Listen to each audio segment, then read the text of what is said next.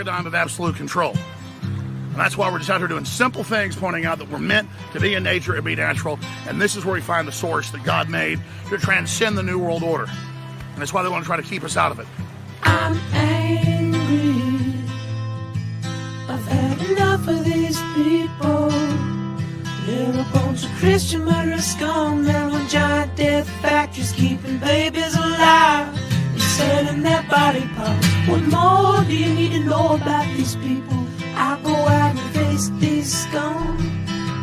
They literally crawl out from under rocks. They have green looking skin and they run around screaming, we love Satan, we wanna eat babies. I have them on video. Hillary's in the creepy weird sick stuff, man. She sleeps in the same room with that creepy weirdo woman whose mother wears a hood over her head. What the hell? That woman number one is ugly. Imagine how bad she smells, man. I'm told her and Obama just stink. Obama and Hillary both smell like sulfur.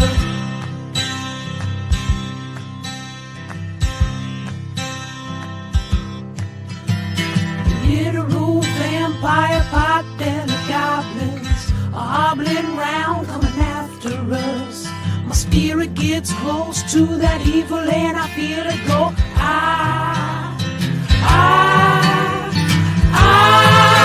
We're such self-centered crap. We don't even notice hell itself rising up against us. Millions upon it, people of the very worst type, and I'm so pissed. We're gonna stab your daughter at the mall. We're gonna stab your wife, your son.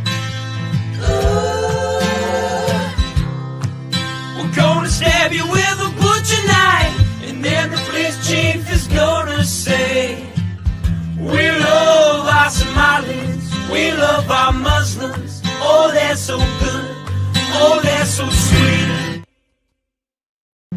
Let's go, it's time to be the GOAT. It's time to enter God mode, man, let's get it going, yeah. We about to put on a show, these haters don't even know. They're in too deep like a hole, and they about to find out what it means when you enter into my house. How it feels when you always seem to strike out. Cause I don't lose, no I win, I go all out. The air is filled up with suspense. We've got our dreams we must defend, and we know what we represent. So we'll keep fighting till the end, and we'll keep fighting till we win. This is our calling, this is our calling. Yeah, we'll keep fighting till the end, and we'll keep fighting.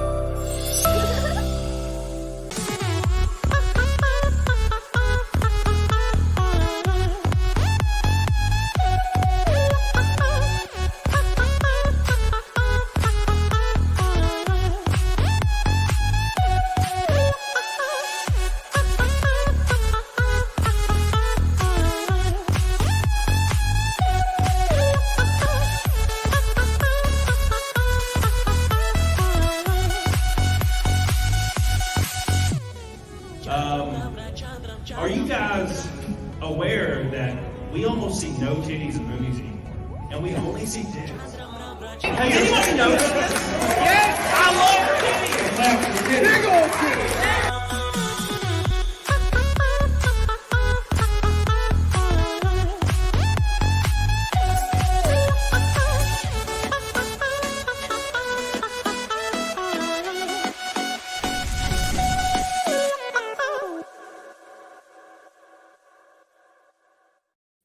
Welcome back to the show, boys.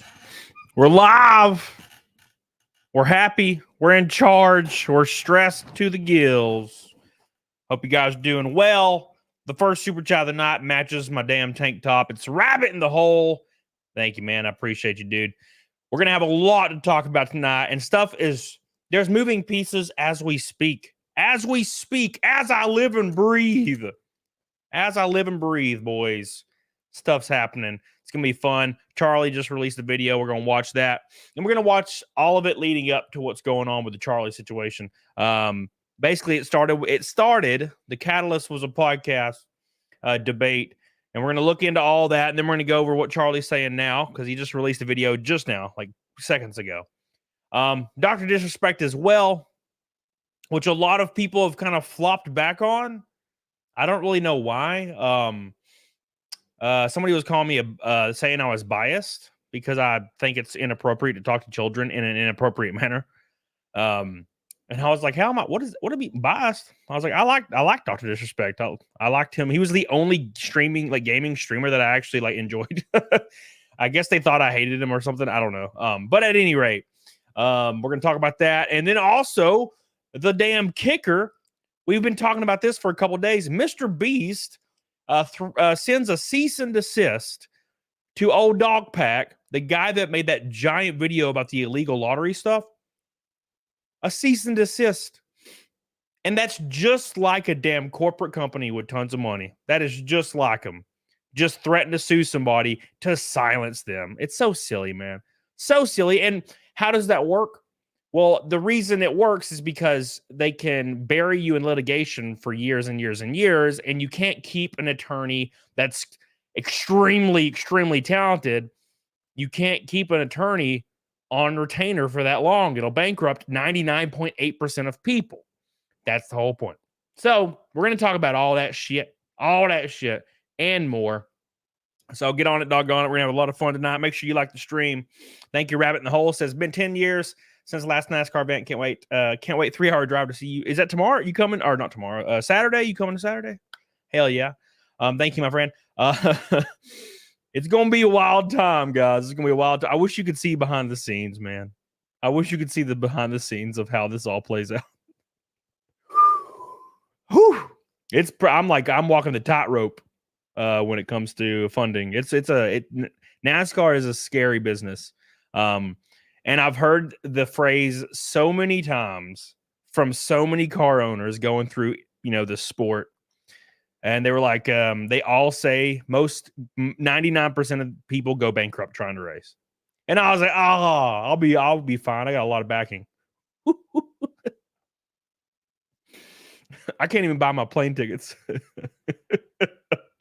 Oh, it's fucked. It's a fucked situation, boys. All right. Let's get into the sauce, boys. Billy, I love you. I appreciate you, dude. You are the man. Did you see the shit show with Kamala on how she flip-flopped? I'm not surprised that PENGUINZ0 can't handle criticism. Well, I mean, I think he kind of goofed because I think Charlie thought that the accepted position was to be in favor of, children getting surgery, like genital surgery and stuff. I think he was thought that was the popular opinion because he probably hangs out with a lot of people that are entertainment people on the West Coast. So he fucked up, and then 98, probably 99% of people are not okay with children having life-altering surgery, to be honest. I think. Anyways, whatever. So we'll talk about that. It's all going to be that shit. It's all going to be that shit. So thank you so much, Billy. I love you. I appreciate you. Thank you. Thank you. I appreciate you. Corn Dog says, I hope I can get funding to run Toledo. That's the last damn race, man. Last damn race. All right, boys. Here we go. Malik Gurley says Cody's trying to say give him money. I don't get this super chat money for like 2 months, a month and a half. So it actually doesn't help me at all. Unfortunately, that'd be great. If it did, I'd be all about it. Oh, please, Jesus. It doesn't work like that. I am boned, boys. All right. Gamer says Kamala's speeches are way better than Trump's at the moment. Trump just whines and complains. I don't pay attention to any of it. So I think I can't watch politicians talk. It makes me want to like break shit because nothing they say is in touch with actual like life. That shit worked in the 80s and 90s. It doesn't work anymore. You know, where they try to morally posture about how they care about people and how they're doing this. And I feel like none of them give a fuck about anybody. They would let everybody in the entire world die and crawl over the dead corpses for $10. All of them are bullshit. Trump's funny though. So sometimes he says funny things. And that's the only reason why I've ever like seen clips of his and been like, huh, he said a funny. That's pretty much the only. Biden was kind of funny too, because he was so gone. You know, he was so like brain dead. It was kind of fun because he'd just be like, oh, and you'd be like, oh, this is hilarious. It's kind of mean, but it's hilarious. Donna says I'm catching live at the beginning. I'm on vacation in Washington. I'll be at the Seattle Mariners game Saturday. Not sure which time zone. I'll probably listen to the race during the game. Thank you, Donna. I love you. I appreciate you. Thank you so much. Hope I get to see you sometime soon. Where's the Glen? Maybe. Thank you, Donna. Gamer says other than that, Dr. Disrespect needs to go. Well, so this is a weird situation, right? So apparently, obviously, what he did wasn't illegal. He probably flirted with a minor and then stopped at one point. That seems to be the extent of the damage here. Not as bad as the Chris Tyson shit, obviously. But at any rate, this is what happened. So, fast forward a little bit. Now we're assuming he's coming back, right? And he can totally come back. He can come back. I mean, anybody can. He can stream right now, and people are going to watch it. He's going to get dragged, but eventually it's going to woe down a little bit. It really is. So, anyways, yeah, he could totally come back. Should he come back? But what he did was gross, and you know, I'm not interested in watching him, but I see what's going on. But yeah, you can totally come back from that. You know, there's other things that I don't think you can come back from, but I think you can come back from it. It's just from your perspective, who will support him now? And there will be a lot of people. I mean, look at MrBeast. MrBeast could do 10 times worse. 10 times worse than what Dr. Disrespect did. And he would still his videos would still get 99.8% likes because he's too big to fail. I think Dr. Disrespect wasn't big enough. Even though he still can come back easily and make millions of dollars. You know, he wasn't big enough. He wasn't too big to fail. MrBeast is too big to fail. It doesn't matter. MrBeast can do anything he wants. Does not matter. Does not matter. So, Scaly says, for the love of the race, keep showing them that they can count. Can't count you out. Thank you, Scaly1. I appreciate you, buddy. We're shooting for another top 10 this weekend. I hope it works out. Apparently the car's good. So exciting. Very, very exciting. Thank you, Scaly1. We love you. First Orange Boy, by the way. Thank you. Thank you. A red boy from a rainbow night. Rabbit in the hole says, 2 for the Goomba. I appreciate you. Thank you. Thank you. Thank you. All right. Let's go ahead and start. So we're going to start talking about Charlie. Oh my God, look at that. We're already a fifth of the way to the 332nd naked snake in a row, boys. 3, 2 in a row. That's a long ass streak, boys. Damn. Zetsi said, didn't Dr. Disrespect lose all his sponsors when he cheated? He lost a few. He lost a lot of them probably. But he still had. He was probably making about 40 million a year. Which, to be honest, I gotta be like, look, I have a completely different perspective. I'm not rich. I'm definitely not rich. Oh God damn, it's wild. Anyways, what was I talking about? I got oh fuck. It's darkness. Hello, darkness, my old friend. But yeah, I hold the perspective that if I made $40 million a year, after like 5 years, I would just travel. I don't know. I would not give a shit about streaming. I don't know, man. I guess it depends. Like I might start up a stream and just say hi to people. I don't know, man. just doing it for hours upon hours on end. I don't like, dude, what? Fuck you. You won. You won. I don't know. It's weird to me. But again, I hold a different perspective because I'm not that guy. Maybe if I was that guy, I would understand. You know? All right, so let's talk about PENGUINZ0 and Charlie. He just released a video, but we're going to talk about what happened before, and then we're going to jump right back into it and see what's going down. So let's get right to hell on it. Doggone it. Here we go. Yeah, but Bourbon and Bass, you already know, man. You already know. All right, here we go. 20 million, you can live off the interest. Well, not my bank. My bank, I think the most I ever had in my savings account was $100,000, and my bank was like $50 a month dividend. So $1 million is 500. 10 million is 5,000. Yeah, you can't live off $5,000 a month. Ain't no way in hell. It'd help out a lot. All right, let's go. Here we go, boys. Chris Neely, they've become a member, man. Well, thank you, my beautiful, beautiful friend. We're gonna talk about the PENGUINZ0. Let's do it. Oh yeah, that's true. Yeah, Mr. Potato. It depends on what your savings accounts identified as. Because mine is definitely not one of those. You're trailer park rich. I'm trailer park poor right now. Yeah. All right. So last year we had some major drama between. We're gonna watch Jamari's video on this. I'll have it in the description after the stream.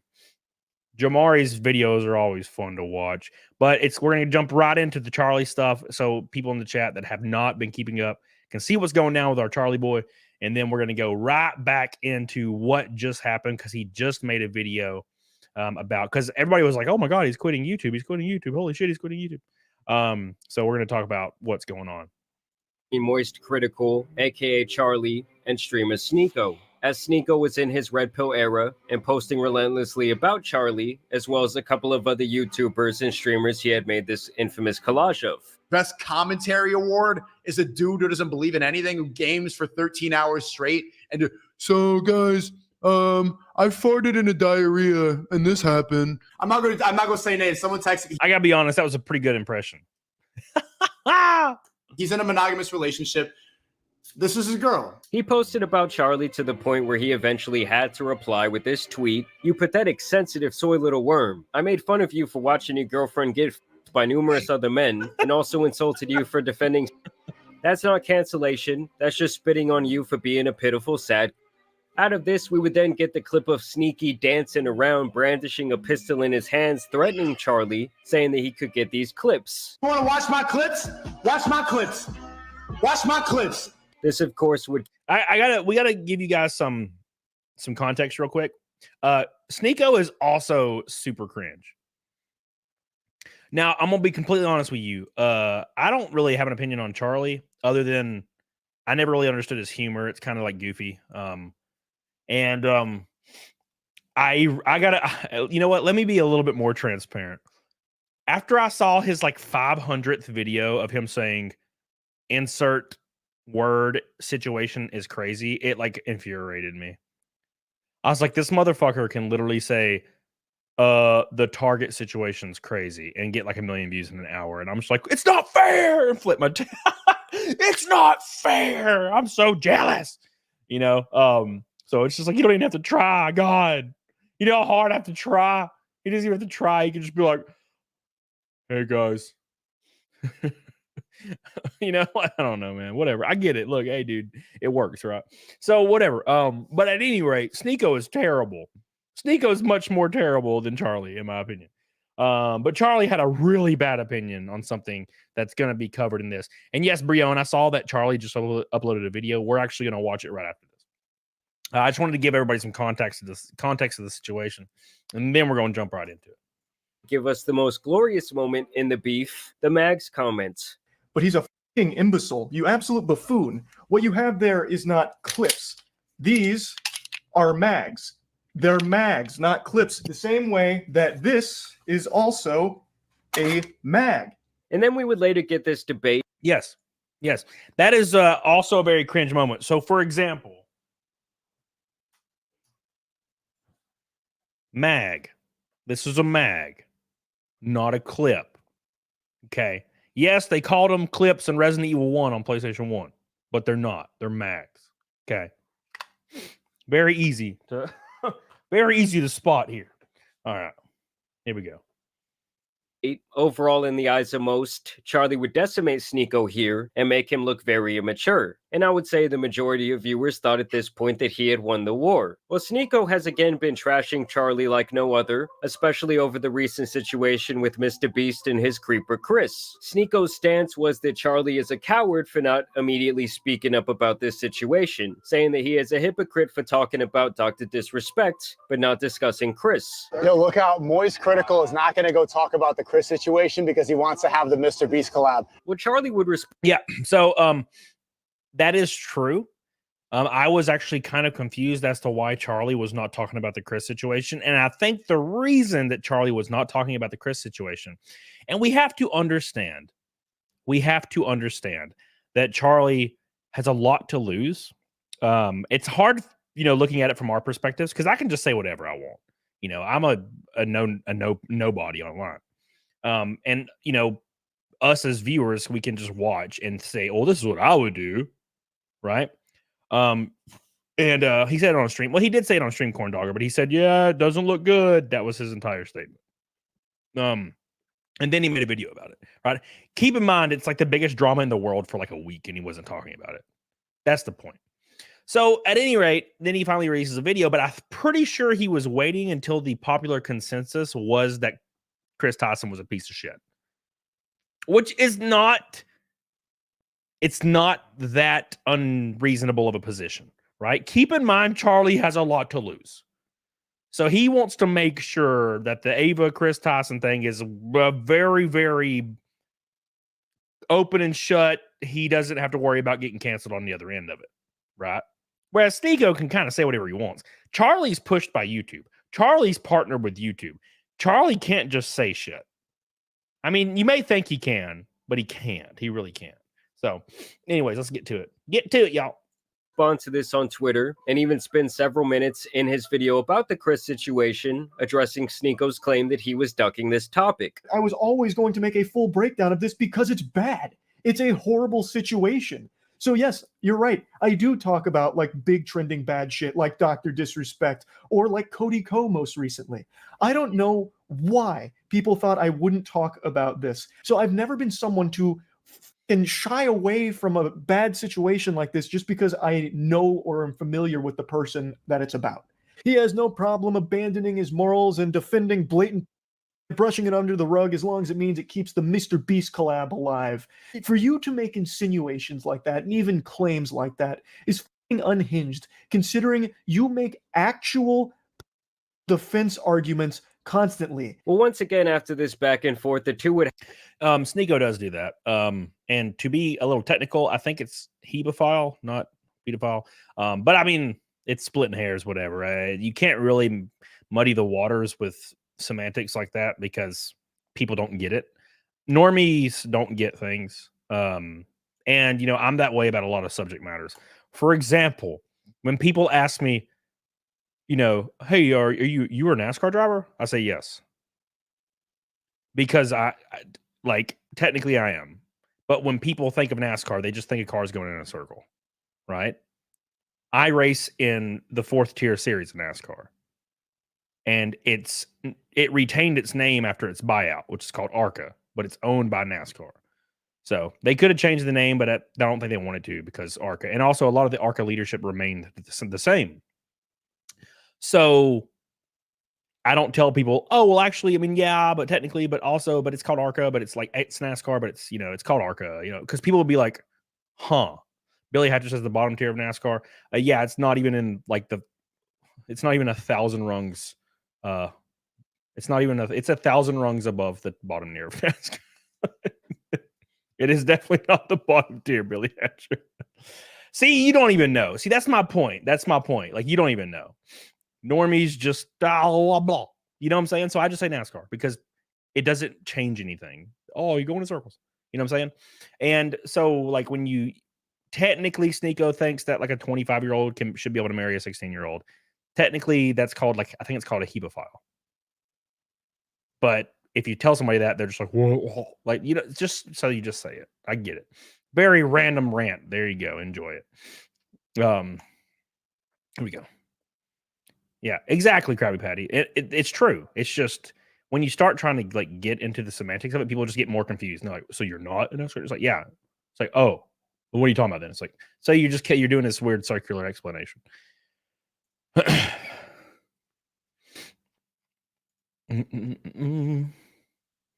BB Billy says ARC is different from normal NASCAR.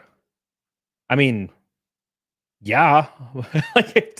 Well, I mean, the NASCAR Cup Series is different from the Xfinity Series, and the Xfinity Series is different from the Truck Series, and the Truck Series is different from the ARCA Series, but they're all NASCAR. The Whelen Series is also NASCAR. It's open-wheeled. It's a completely different car, completely different platform.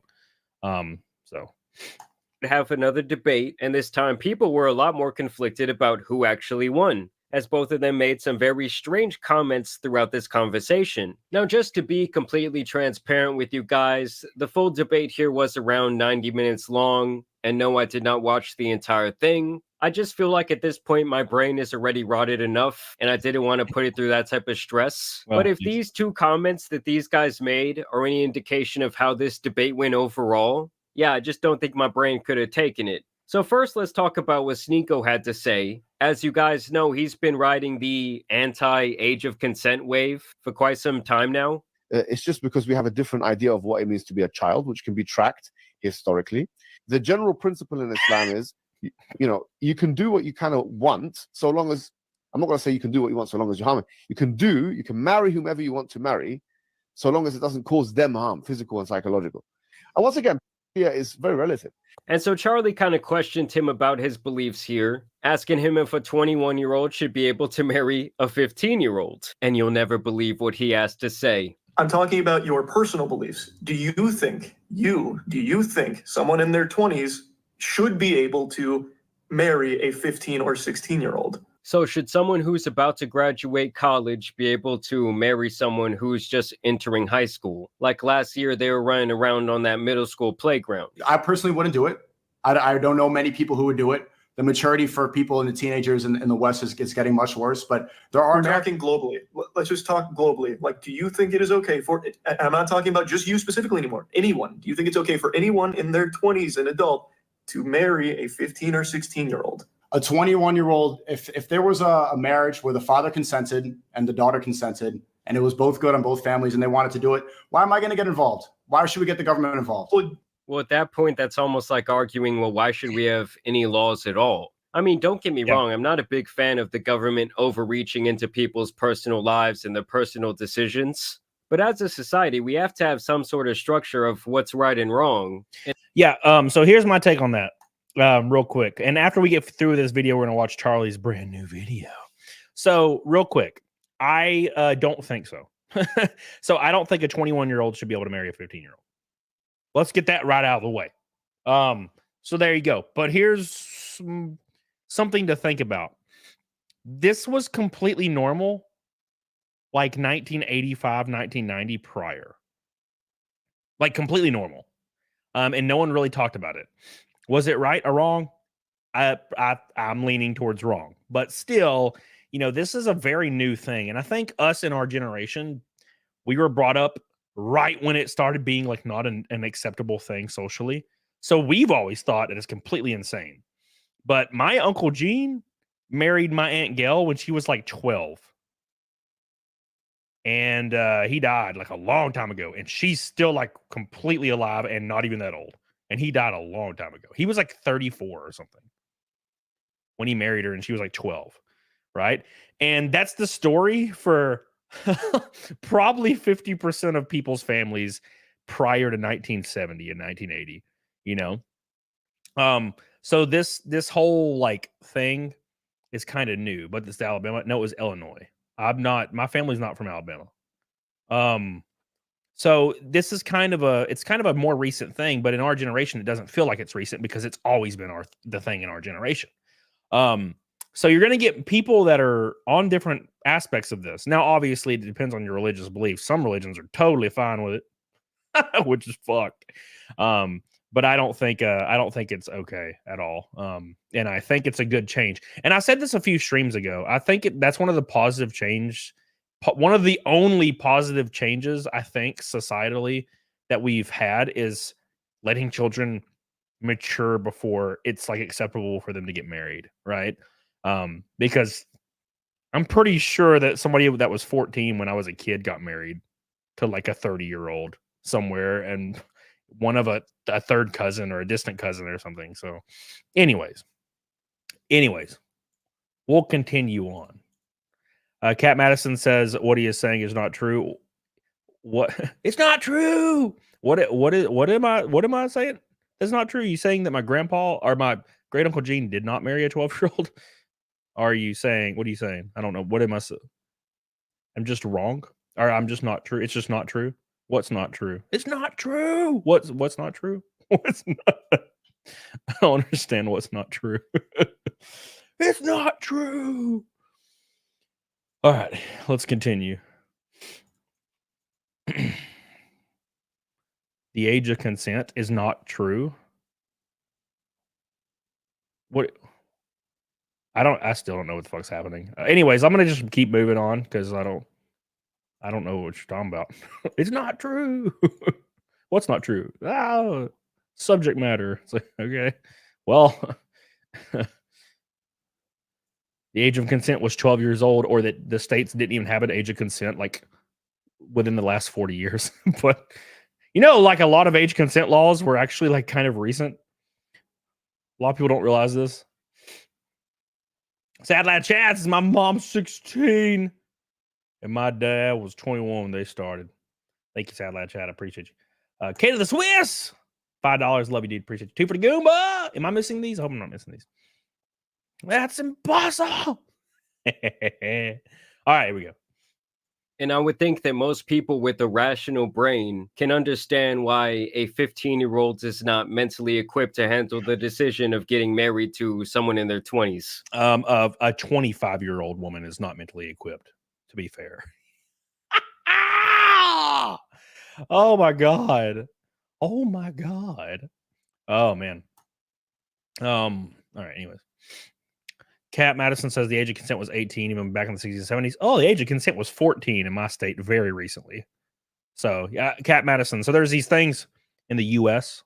So the USA is a country comprised of a lot of states, and these states actually have different laws. So you saying it's not true in the chat, speaking directly from your state's perspective, doesn't actually work for everyone's state because everybody lives in a different state usually, right? There was a state that had an age of consent that was 12 years old very recently, right? And some states didn't even have an age of consent until up to pretty recently, like the 60s. So, yeah. Why would I tell them if everybody's consenting, if everybody's okay with it, if the parents are okay with it, if nobody's being harmed, if it's going to be okay, if they're both abiding by the rules and they're not hurting each other, why not? Because like I said, the 15-year-old just does not have the mental capacity to truly understand what they're doing. And so really they cannot consent to the marriage. I kind of agree. And I believe that is kind of Charlie's point that he tries to make against Sneako here, which I think is the right line of thinking. The only problem is Sneako uses the classic debate tactic of using Charlie's own logic against him when Charlie would try to make an even possibly more mind-boggling point about a child's ability to choose to transition. But we'll get back to that in a second. I did first want to talk about some of the other comments that Sneako has made regarding the age of consent. Like, why does that define the age of consent? I had a debate about this. And I said the age of consent is maturity, is the age of puberty, once the body is mature. Because, bro, I know some people, I went through puberty when I was like 17. Saying that the age of consent should be when somebody goes through puberty is just insane. Like, it kind of is because you don't really, you have to have a hard line. You have to have a hard number on it, right? A hard number. Because obviously stuff's going to slip through the cracks. I don't know if these type of comments come from a creepy place, or it's just an effect of constantly having to play the devil's advocate over and over again, while also trying to have the most shocking opinion possible. That's why the age of consent being strictly exactly on this second 18, this defines maturity. And everyone has to pretend like, yes, that defines maturity. This is the correct age, not 1 second more, not 1 second less. And if anything contradicts it, you're disgusting. I mean, to me, it's just such a weird hill to choose to die on. It is, but Sneako has a decent point for one point of this, and that's the 1 minute prior and 1 minute post. That's where like stuff gets kind of sticky, you know? Like, you ever heard somebody say, "Oh no, so and so like sexted a girl that was 17 years and 11 months and 30 days and 23 hours," and you know, it's kind of like that's kind of stuff starts to get a little spicy and weird. But again, there has to be a line in the sand somewhere. Dog Mama, congrats on Saturday. Proud of you. Thank you, baby. We're going to try to get 2 top 10s in a row. So it's going to be fun. I'm excited. On over and over again. I mean, by his logic, if a girl goes through puberty at the age of 12, which I believe many of them do, well, she's then prepared to marry, you know, some 25-year-old man. She's mentally equipped to do so. I mean, by his very same logic, he should have absolutely no problem with what Chris from MrBeast just did. As a matter of fact, in his book, Chris could have went out and married that kid that he was talking to through Discord, and he should really have no problem with it, right? As long as the kid started going through puberty. And the Moist Critical is like, Sneako, you say that the age of consent is, what do you think it is? I don't know. What do you think it is? Tell me. You think it's 18? It's only 18 in something like 10 states. The rest of it's 17, 16. Around the world, it's 16. A lot of places, 14, 15. So what do you think it is? Is everybody in the world? Japan, they just changed it from 13 to 16. Were they before then? What's the consistency? To me, the blanket age of consent all over the world should probably be 18. Like, at least in this country, that's when you start getting more personal freedoms. That's the age where if you fuck up, the government no longer sees you as a child. And yeah, so this is another sticky situation. Somebody in the chat actually brings up a great point. Let me go up. Files archive. My issue is that people trip over age gaps when someone's 40 dating a 20-year-old, but that person's already 18 or past 18. Yet society still trips about it, even though there's a legal line. Yeah, so let's talk about the opposite point, Files. I agree with you. So one of the issues is people have a problem with like a 20-year-old dating a 17-year-old. Right? But to be fair, that's like they're the exact same age bracket, right? It's like, oh, you're a minute under 18 and I'm 20. Now I get to go to jail. That's why most states have an age gap of like 2 years or 4 years, like grace kind of thing, which is a good thing. But also to your point, Files Archive, I absolutely do not give a flying shit if a 40-year-old dates a 20-year-old. I do not care. I don't understand. You can judge, I guess. People judge. Like, you can't really stop people from judging whatever, but usually it's middle-aged women that are angry about it because they're not getting picked over the 20-year-old girl. That's usually the people that are vocal about it. So I would never date a 20-year-old girl because they're insufferable. But 24, usually when women get to around 24, they start getting a little bit more laid back and they kind of set into their personality more, from what I've noticed. So that's a good number. So, you know, when I was 30, I was dating 24-year-old girls, you know, and then there was one 21-year-old in there. It was terrible. You all know that story. So yeah, I've never understood why people give a fuck. If you're an adult, fuck it. Who cares? They're going to punish you as an adult. And at that point, you're really just free to make your own decisions and live with the repercussions of your actions. I don't know. To me, it just does not have to get a lot deeper than that. And here is where Charlie actually falls right into Sneako's trap. Do you believe that somebody can go through hormone therapy? Can they change their gender if they're a child? I think that's totally fine as long as everyone is consenting. As you agree with. Okay. Just look at the glee on Sneako's face. He caught him in the trap. Charlie, you dumb bastard. Charlie.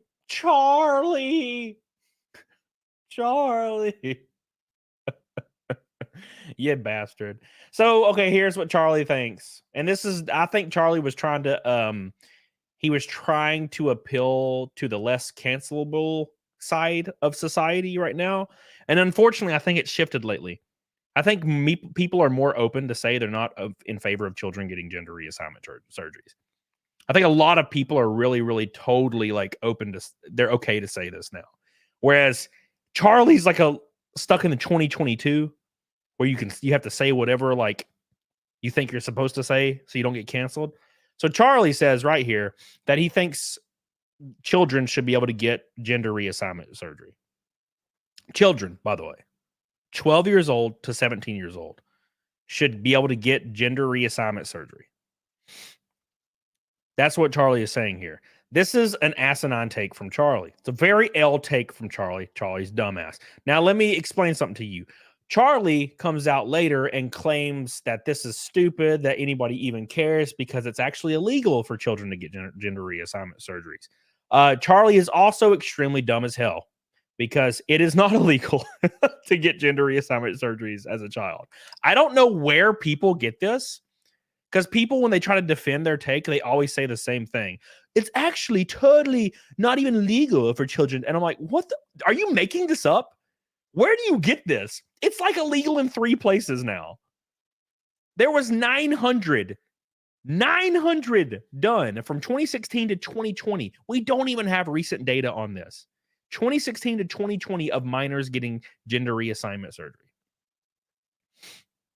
900 in the USA. It is not illegal. I don't know why people keep saying this. It's actually illegal, so it's not even a point. It's not illegal. What do you mean? Why do people keep saying this shit?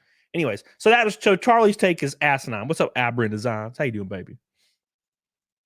As he realizes that he fell for his trap card. Hormone therapy, can they change their gender if they're a child? I think that's totally fine as long as everyone is consenting, as you agree with. And obviously, guys, what's the point that's about to be made? Sneako is pretty much going to say, well, Charlie, so a kid cannot consent to marrying an adult, but they can consent to making a life-altering decision. Okay, so as long as everyone... If your parents are okay with it and you are okay with it, I think that's totally a familial decision to make, yeah. Okay. So they're literally making the exact same stupid arguments about 2 different, very, I guess, controversial topics. So a child can cut their off and take hormone blockers and change their biology forever, but they can't get married? Oh, that's a decision that now extends beyond the family because now you're bringing in a different party. So if you have someone that's your age coming in saying, I want to marry that child, I don't think that can happen under any circumstance. Yeah, but neither thing should happen under any circumstance. You're bringing in a third party to cut your junk off, though. Charlie, you dumb bastard. Charlie, why? God. I mean, listen, guys, I'm all for transitioning once you are an adult, using your own money, okay? I don't think taxpayers should pay for that type of surgery. Yep. But if you want to go and do whatever you want to your own body, well, I'm really all for it. Because at the end of the day, I am for adults having their own personal freedoms. But should a child be able to make that type of life-altering decision? Absolutely not. Should their parents be able to make that type of life-altering decision for their kid? To me, no. Like, if I take a baby to a tattoo parlor and say, hey, I consent, put a tattoo right across their forehead that says idiot, there's a reason that nobody is going to allow you to do that. Okay, if I'm 16 and I personally want to marry this girl, she's beautiful, she's 21 years old, her family wants to do it, my family wants to do it, you're saying I can't do that. We're both consenting, I'm ready to go, I'm physically mature, but I'm not allowed to marry because Moy says that woman's a... But if then... the next day, I leave it, I'm depressed. I want to cut my penis off. I can go right into the clinic, snip it off, and start taking HRT like Chris Tyson. That's a society that makes sense to you? It is. I believe everyone has I believe everyone has the right. Oh, Charlie's fucking stupid. Oh, damn you. And this is not to say that Sneako isn't either. Okay, this is not to say that Sneako is more stupid, in my opinion. He's always been more stupid. But Charlie has never let the mask slip to show his stupidity as well. So right to do with their body what they want to do. Okay. It's just so bad. I gotta say, this is the biggest L I've probably ever seen Charlie take, and he kind of just walked right into it. I mean, like I said, once someone starts using your own logic against you, the debate is pretty much over. I mean, at the end of the day, guys, you know what my point of view is? Then neither of those things are okay. The other thing I did want to say is I do believe that it's actually a lot easier for someone to transition if they want to do that, if they wait until they're an adult. I believe if you start taking the hormone blockers too young and your reproductive organs don't have the right time to develop, there will usually be a lot of complications with the surgery in the future. So in theory, it's actually in everyone's best interest, including people who know they want to transition at a very young age, to wait until they are at least 18. Either way, after this, Charlie has kind of been getting cooked online. Sneako has pretty much been begging him to release this debate on his channel. So this is where Charlie's going to claim that it's illegal to get gender reassignment surgery. I don't know where the hell he gets this from, but he starts saying this to defend his take. He's like, my take doesn't even matter because it's actually illegal. And I'm like, no, it's not. What the fuck? It's not illegal. What the hell is wrong with Charlie, man? What the hell is wrong with Charlie? We got a few minutes left, and then we're gonna watch Charlie's video he just released. So I am curious to see what he will do from here because, like, as someone who puts his opinion out there online for a living, this was kind of a take that a lot of people seem to disagree with. So I had actually recorded that video yesterday, and as I was editing it right now, we actually did get some updates on the situation that include Charlie apparently walking his comments back and him also potentially leaving the internet altogether. And now I give a perspective on something that immediately gets misconstrued. And I do recognize a lot of it's my fault. I assumed that Sneako was talking in hyperbole about a 9-year-old getting their cut off because I didn't have the assumption that anyone thought that is how transitioning works. Under no circumstances, any legality behind a kid saying, I want to change genders, and then immediately going in and getting their cut off, that doesn't happen. I thought he was just talking in hyperbole. I mean, I think he was kind of just trying to discuss the idea of a child transitioning in general and if that's okay. I thought he was talking about the overall point of a child transitioning, which is years-long process. It totally is not years long. Charlie has no idea what he's... See, this is why Charlie should have never even talked about this. Charlie has absolutely no idea how any of transitioning works. He is just repeating the same, like, random Twitter post that is always copy and pasted when anybody questions, like, transitioning. It's actually... It takes years and years and years, and you have to get 10 psychic evaluations that last years and years. None of that happens. Any counselor can recommend it in a 5-minute session. 5-minute session. Approval from a counselor can begin your hormone treatment as a child. He has no idea what he's talking about. So, and you can't even get that surgery legally until you are 18. That is not true at all. Another lie. Charlie is 100% lying here. It is not illegal except for in 3 places in the U.S.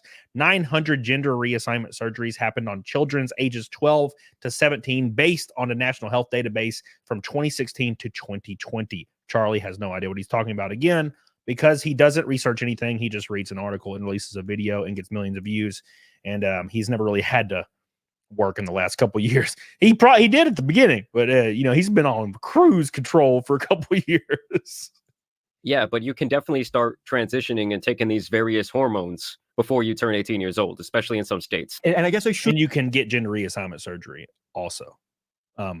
It is legal. I don't know why I don't understand anything. I don't understand why people keep repeating this. It's illegal. No, it's not. Not at all. I would have assumed that he was being literal, and that's on me. But yeah, there's no winning on anything. Sneako gets away with saying 12 to 15-year-olds can marry adults. I don't think his chat looks anything like the YouTube chat here. He literally multiple times reaffirms that he believes 12 to 15-year-olds can legally, morally, and should marry adults. And there is no problem. Sneako didn't say anything like that. Look, I don't like Sneako at all. Sneako didn't say any of those things in his debate. Charlie's kind of exaggerating Sneako's point to make him look less fucked up here. I think. Okay, he said 15 or 16-year-old, Sneako said, and now Charlie's saying he's claiming 12-year-olds should get married. I don't think there was ever a should, and I don't think anybody ever said 12. But again, Sneako's take is an L, but Charlie's making it a little bit worse, I guess, to take the heat off of him here. Problems for him. But I said that I think it's okay for a child to transition, to learn about it. It's a process. You don't just go in and immediately get your cut off. That's not how it works. I mean, I wouldn't say that he's even necessarily walking anything back there. I also think that the argument he makes about like, oh, everyone's acting like what Sneako said is okay, is just kind of minute. Like, it's not really relevant. Because I have seen Sneako obviously catching a lot of backlash over this age of consent thing for quite some time. And it's pretty obvious at this point that he's kind of cultivated the type of audience that's going to ride with whatever the fuck he thinks. So I'm not surprised that they're not like giving him backlash over those comments. That's what he has been preaching for quite a long time. Either way, this news gets a little bit spicier after it was announced earlier today that Charlie is apparently going to be stepping away from his podcast. Show update. Goodbye, Charlie. Hey everyone, effective immediately, Charlie has made the decision to leave both the official podcast and Red Thread. He wants to go on an indefinite hiatus to scale back his time spent on the internet. We obviously wish him the best, for everyone to respect his decision, and for all to know that the show will always be open for him to drop by and talk shop should he wish to return. So yeah, it seems like Charlie might not be in the best place right now, and I do completely understand if he wants to spend less time on the internet. This job in general can be very taxing from a mental standpoint, and Well, Charlie hasn't received much criticism in a long time, so he's probably like pissed. Like, criticism sucks. I get it. But God, when you go through like what creators that are in the mid tier go through, or the lower mid tier, like I'm a lower mid tier creator, I think, lower middle class, and dude, we get a lot of heat. Like there's times where 40% of our comments are just hate comments, whereas when you get a demographic of children on your side, they will go to war for you. So you're no matter what you say, you'll have 99% like supportive comments and shit. So let's watch Charlie's new video, because Charlie released one a minute ago. So we're gonna watch that now, and see what he's saying. Where are you at, Charlie? Charlie, where are you? Charlie. I hope Charlie I love how he named it. I love how he named it the shit I hate. He always names his videos this freaking God, I hate it. I hate it. Stop naming all your freaking videos situation is crazy. You make me want to die. All right, here we go. Damn you, Charlie. Okay. Florida Farmer says, what irritates me is people will say gender surgery isn't happening on minors when Kim Petras, who was famous at 16 when she transitioned, it's literally happening. I'll never understand why people keep saying this. It's the weirdest thing in the world. I don't get it. I don't understand why people say it's illegal. Like, it's not. It's so weird. Like, it's not illegal at all. What the fuck? You know, when Kim, yeah. So it is happening. And I just think there should be a hard line in the sand. Just make it illegal. It shouldn't really even be a big issue. To be honest, I can't believe it's gotten this far. I can't believe it's gotten this far to where people are even talking about it. It should have been a hard line in the sand, make it illegal overnight, hormones illegal, gender reassignment surgery illegal until you're an adult, and be done with it. But somehow it's still a point of contention. It's crazy to me. Like, how are we even talking about this bullshit? It's crazy. Thank you, Florida Farmer. I love you. Disliked Bob. Older males marrying a teenage female was nothing out of the norm for thousands of years because fathers wanted their daughters marrying a man that was established, not some snot-nosed broke punk. Yeah. I think society is at a point now where it's not as required. Although I can still see it. Maybe that's why it's like a thing in the Middle East. I don't know. But yeah. We'll see. But no, I don't think that's really needed in Western society anymore. And I do think it's a benefit that we've kind of got away from it. Thank you, Dislike Bob. Because I don't know about you, but if you've ever hung out with a 15-year-old girl, they are like, and I mean, this is the same way for 15-year-old boys, but they are basically like, for lack of a better word, like mentally disabled. Like when it comes to their development, you can't even talk to a 15-year-old girl. They are completely a shell of like nothing. You know what I'm saying? So like, how could you ever get like think that they're actually committed in like some kind of weird relationship with like an adult? That's crazy to me. Thank you, Dislike Bob. Rob! Children shouldn't be on drugs, let alone castration and hormone shit. Their brains aren't barely functioning as it is. Yeah, that's what I'm saying. Thank you, Holy Ghost. My boy Rob, I love you, baby. I appreciate you. You good to me, baby. You good. We're almost a third of the way to Naked Snake. Thank you, buddy. I love you. Thank you, Holy Ozone. My boy. Is that the second orange boy? Second orange boy. One red boy from a rainbow knot. Blue Collar Loser says, I love you because you're humble and a blue collar guy like me. Loved MrBeast video. Is it me or all the top creators just awful people? I think, look, I don't want to make a sweeping generalization, but to get to the size of MrBeast or the size of most creators that get to 10, 20, 30 million subs, I think you have to be psychotic. And let me elaborate. You have to have something, I don't want to say broken, but you have to have a personality trait that's kind of rare that makes you like, it would be similar to somebody that grew up in like poverty, let's say in ancient Europe, and literally slit the throats of their family members to rise to the top. Right? Like do whatever it takes to be successful. And that's why you find that a lot of these successful creators are fucking morally fucked. Right? Like they're morally destroyed. They have no moral compass. And then they try to give their like perceived moral view to like the general masses. And it's insane. Like the fact that MrBeast can get up every day and like do these giant fucking projects with hundreds and hundreds of people and millions of dollars and all this, like you got to be a little psychotic. And it works to your favor, but you also have the personality trait, right? So thank you, Blue Collar Loser. I appreciate you. Richard says in China, if parents didn't want a daughter, they would throw them in the dumpster and save 50K. Nostalgia. Thank you, Richard. I appreciate you. Rake Knight says, I think it's a problem to look at these YouTubers as intellectuals. Just because they're big on YouTube doesn't mean they're smart. Most are midwits, enjoy their content, but don't take their opinion seriously. Yeah, I agree. As a fellow YouTuber, we are not smart.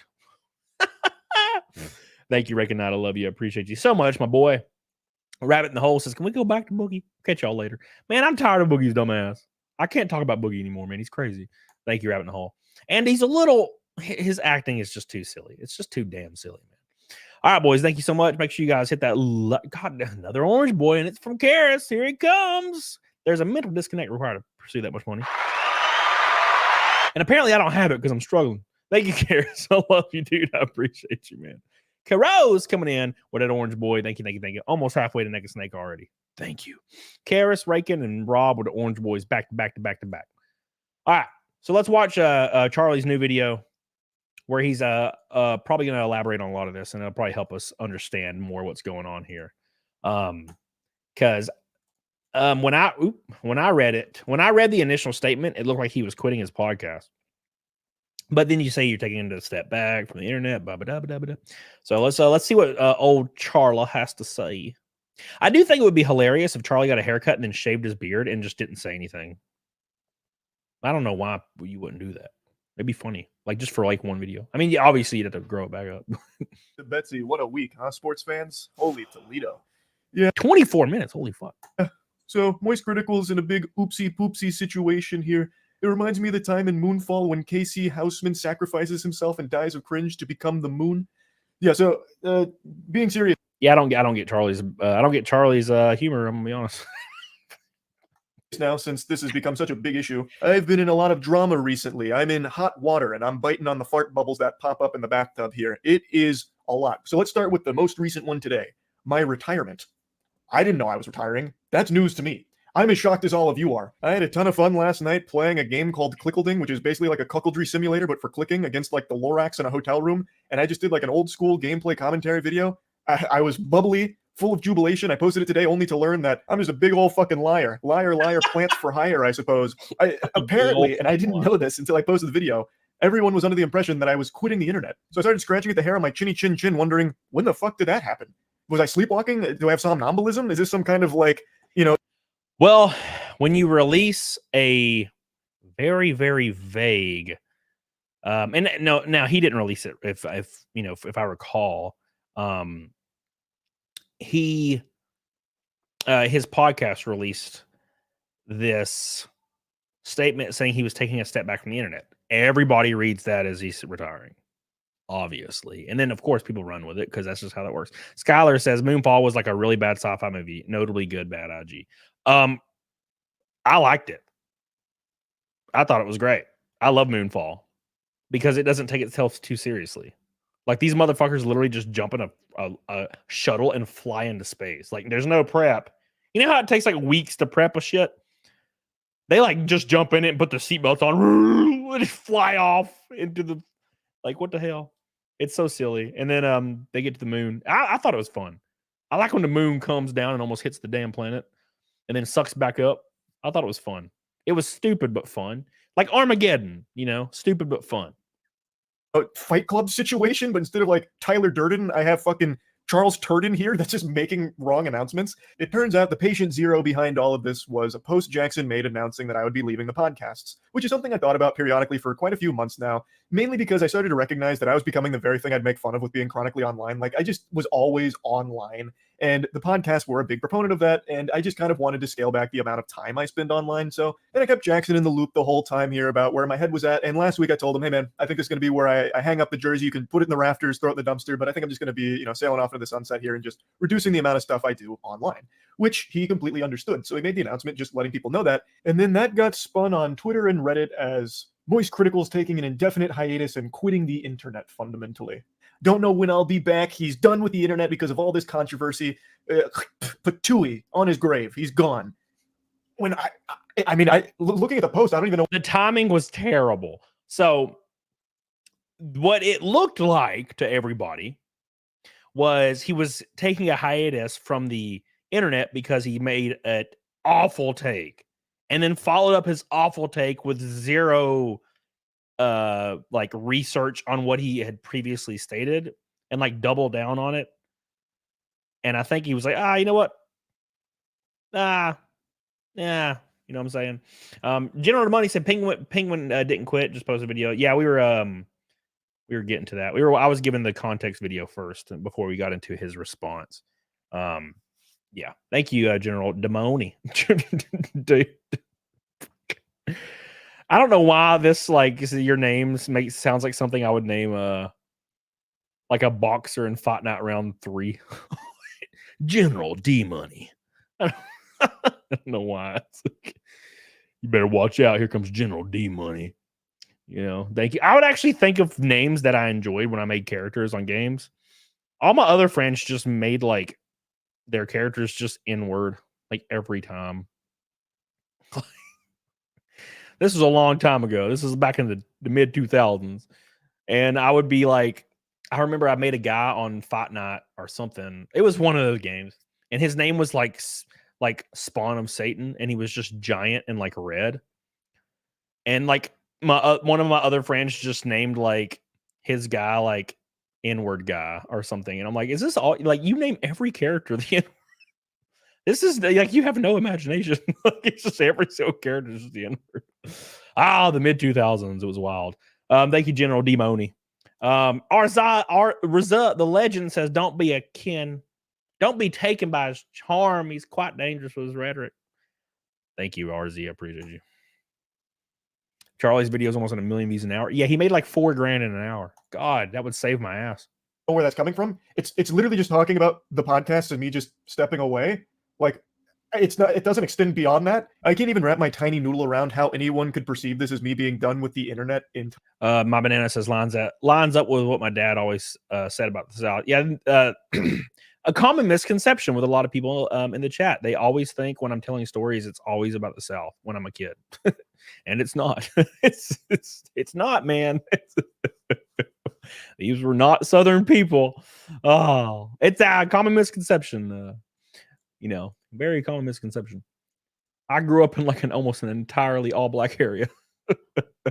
It's the people that live in rural Kansas that use the N-word a lot. Just letting you know. This is the pro tip.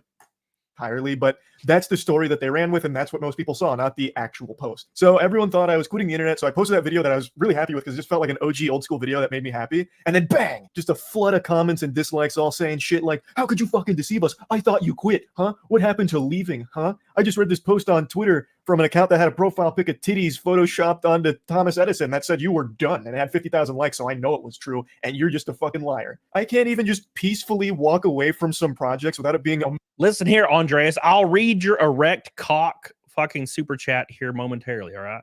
Let me get through my video. Jesus, everybody in the chat, read his erect dick message. I get it. I'll read it eventually. God damn.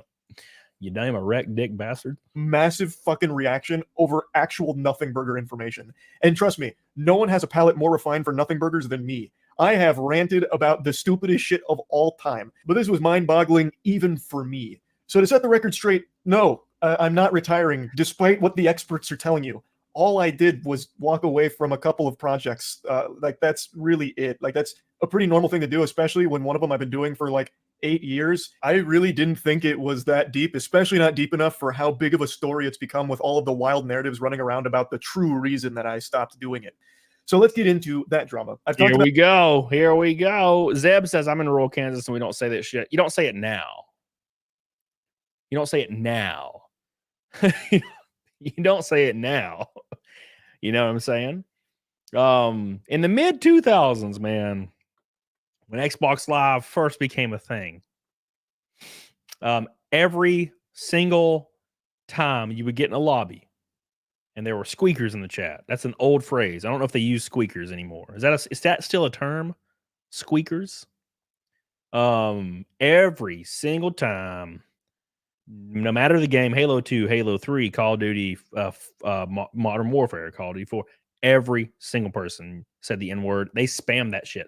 And God forbid somebody came into the channel and sounded kind of black. That shit was over. Woo! I tell you what. Now I would say that I didn't do that because I didn't. I've never liked it. I grew up in a little bit of a different situation where one of my better friends was a very dark black man, and we played a lot of games together. And I always thought it was gross because my mom told me when I was growing up, she's like, "You never say," and I'm like, "All right," but I mean, saying that doesn't you could just not believe me, so it doesn't really matter. It's lost to the pages of time. But when I was growing up, dude, it was the whole fucking lobby was just like hard R N-word the whole time. Hard R the whole damn time. Especially little kids. Like if they like when you were like a little bit older of a teenager, like you wouldn't hear it as much. But little kids, bro. Whew. Be crazy. I figured all white people say it. I would say in the mid 2000s, just assuming that's fine. Right. I haven't heard the word used actually like casually in a long time. The last time I heard it was when my buddy Chris, who is black, said it. But he's like redneck as hell. He like wears like the baseball cap with the hook on it and like Carhartt jackets. And he said it like in a very hard R way one day when we were drinking, like as a joke, and it made everybody laugh. So about it on stream, I don't even know how many times at this point, but we'll just talk about all of it in this video here. So when covering the Ava Tyson situation, I was attacked by a lot of people for not being quick enough. Even though I covered it within like the first 6 hours, people were unsatisfied that I hadn't made a video within like the first fucking 20 minutes of it dropping. And then when I did finally finish the full video covering all of it, it was another massive problem where now I only did it out of an obligation because people called me out. And then I also got accused of being a transphobe because I didn't use Ava Tyson's preferred pronouns, which were she, her. I didn't know that. I thought just calling Ava Tyson by her name was okay. And I had also heard when I went to the MrBeast thing, someone referred to Ava Tyson with they. So I was truly under the impression that that was okay. And for that, this sucks for Charlie because this is my favorite thing. Like Charlie thought he was doing the correct thing and he was still not doing the correct thing and people were ripping him apart. Did you guys see this? So when he released a video talking about Chris Tyson, he was saying like they or her or something. I don't remember. And it was like not the correct one. And everybody was lighting him up on Twitter. And I was like, damn, he's getting wrecked on both ends, boys. He getting wrecked on both ends. Oops. Bro, you better research this shit. Because they don't like that's the issue. And this is why people have a problem with everything is you can accidentally do it and you're still in trouble. Right? I got to be honest. I don't care about any of this shit. If I met like a dude and he was like, hey, I want to be called she and my name is like Jessica. It's me, Jessica. I don't care. I'll be like, all right, Jessica, what's up, bitch? I don't care. I don't care enough. Right. But the issue is even if you don't like you accidentally do it and it's the first time you've ever met a person, you're still all of a sudden in trouble now. And that's when everybody starts doing it out of spite. A lot of people do this. And I am a very good example. When people tell me to do something, I do the opposite almost immediately just out of spite. Especially when it's something like that. Right? As soon as you're like, you get my face and start saying, oh, how dare you? I'm like, oh, I'm calling you a dude forever now. Until my last breath, I will call you a man now. Just because you're acting like this. Otherwise, I don't give a fuck. It has nothing to do with trans people or anything. It don't like as soon as you start acting like a little bitch, I'm gonna treat you like a little bitch immediately. Right? So that's how I go through life. You know? I don't think people should respect pronouns of Chris Tyson and considering what they're doing on Discord. Yeah, I don't like. Again, I don't care. Like, so the fact that people were like go out and defend it. You know what I'm saying? So they'll be like, how dare all these people misgender Chris? Who cares? Fuck that person, right? Now, look, I'm not gonna overtly misgender a person just because they're a bad person. Usually I won't care. I'll just call you whatever, like I don't know, whatever I was gonna say in the first place, right? Like I probably would call Ava Chris Tyson a she just because. That was like that's like the first impression that I had. like she, and then I'd never stop doing it. Like it's like a memory thing. She, so I would say she forever, because it's just like a thing, right? Like for example, I don't call Karis by his real name.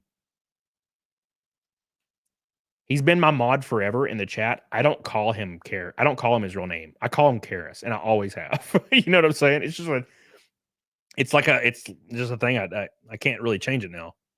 Blue collar loser, so he's famous for looking like a hobo. Yes, exactly. Hey, by the way, we're halfway to Naked Snake. Annihilated by a good chunk of Twitter, and then annihilated by another good chunk of Twitter because I called out Sneako, who was the main proponent about me covering for MrBeast to keep the collab alive. I wasn't talking about Ava Tyson because I wanted the MrBeast collab. And I talked about how absurd that statement was, especially given his history with fighting against the age of consent. He's been very vocal about how much he hates the age of consent.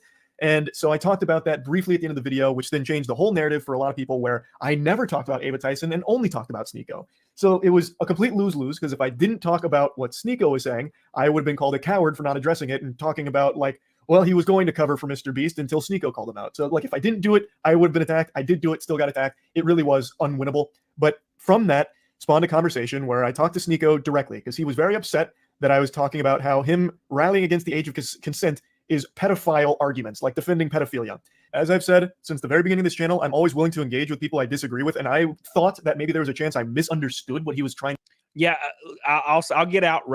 I'll get out in front of this immediately. I don't think Charlie should have ever dated Sneako, or dated. I don't think he should have ever debated Sneako. That was stupid. Like, why would you do that?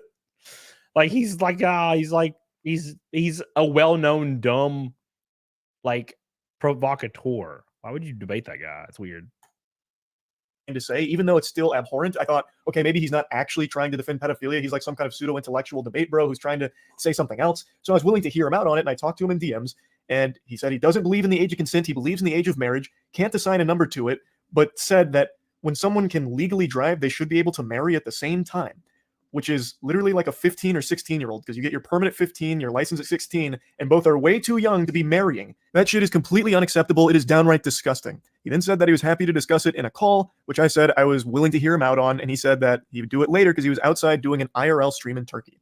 So I was willing to hear him out, because again, if this is some kind of crazy misunderstanding, I'd like to know that, because it'd be really fucking scary for someone in his position with his level of influence to be actually advocating for adults marrying and fucking children. That's a huge problem. That's a big fucking problem. So if there was something that he was like trying to say but failing to do so, I was willing to at least hear it. And this is where the infamous debate came from, the debate that people are calling the debate of the century. I'm kidding, not a single soul on the planet said that. It's actually one of the most dogshit debates I think human beings have ever had. He eventually called me on Discord. I was under the impression this was just him and I talking. I had no idea this was going to be a debate. I thought he was going to try and explain himself like, hey, no, this isn't actually what I meant. This is what I'm trying to say. I thought this was a conversation between him and I, not this kind of debate show that he was putting on for his audience. There is nothing in our DMs that indicated that's where it was going. When I joined the call, he asked if I was going to record it, to which I said, I can if he wants me to, but I was also down to just talk. So I thought maybe he wanted it as a recording to like... How do I get... Wait, why does Sneako have access to Charlie like this? Hey, man, jump on a call. Let's talk. Charlie's like, okay. How do I get Charlie on a call right now? Hey, Charlie, you want to join my show? I'm going to send Charlie the link to my StreamYard. Does he just join? Like, I'm not even a provocateur like Sneako. I'm a normal ass dude. Granted, I'm a normal ass dude. So that's probably not like very satisfying for him to join, you know. Whatever. Explain to people like, no, he's not actually a pedophile defender or advocating for that kind of thing. So I thought that is why he asked. I didn't know it was because it was being streamed, especially because one of his last DMs was about how he's doing an outside IRL stream and he would call me after. To me, that says when he's done streaming, that's when we'll talk, not as a part of his stream. I didn't know this was a debate nor a stream until about an hour and 40 into it, roughly somewhere in that ballpark. I am not a debater. I've never claimed to be one. I never want to be a debater. I've always said that I believe conversations are the most productive because debates always devolve into what side can score the most points by explaining their thought process, even if the position is wrong. Whereas a conversation is a very different thing to me. So I didn't even know that's what this was. So obviously I was unprepared for a fucking debate. So I entered into the Thunderdome and we started talking. I made it clear that I found his statements on the age of consent and children marrying adults being fucking hideous. Absolutely revolting. Sure. I don't think that's a spicy take at all. I think I agree with that. Somebody said something. Turn on. Powell says he's Middle Eastern. Who is? Is Sneako Middle Eastern? He kind of looks like he, has some Middle Eastern descent. Sneako, is he? Well, let's see. Does he have a wiki? Does he not have a wiki? Wait. Oh, okay. Yeah, he has a wiki. It's just under his real name for some weird reason. D'Angelo. Okay. It says, unless this is the wrong guy. At least I'm pretty sure D'Angelo. No, it says D'Angelo Wallace. Is that him? Is that Sneako?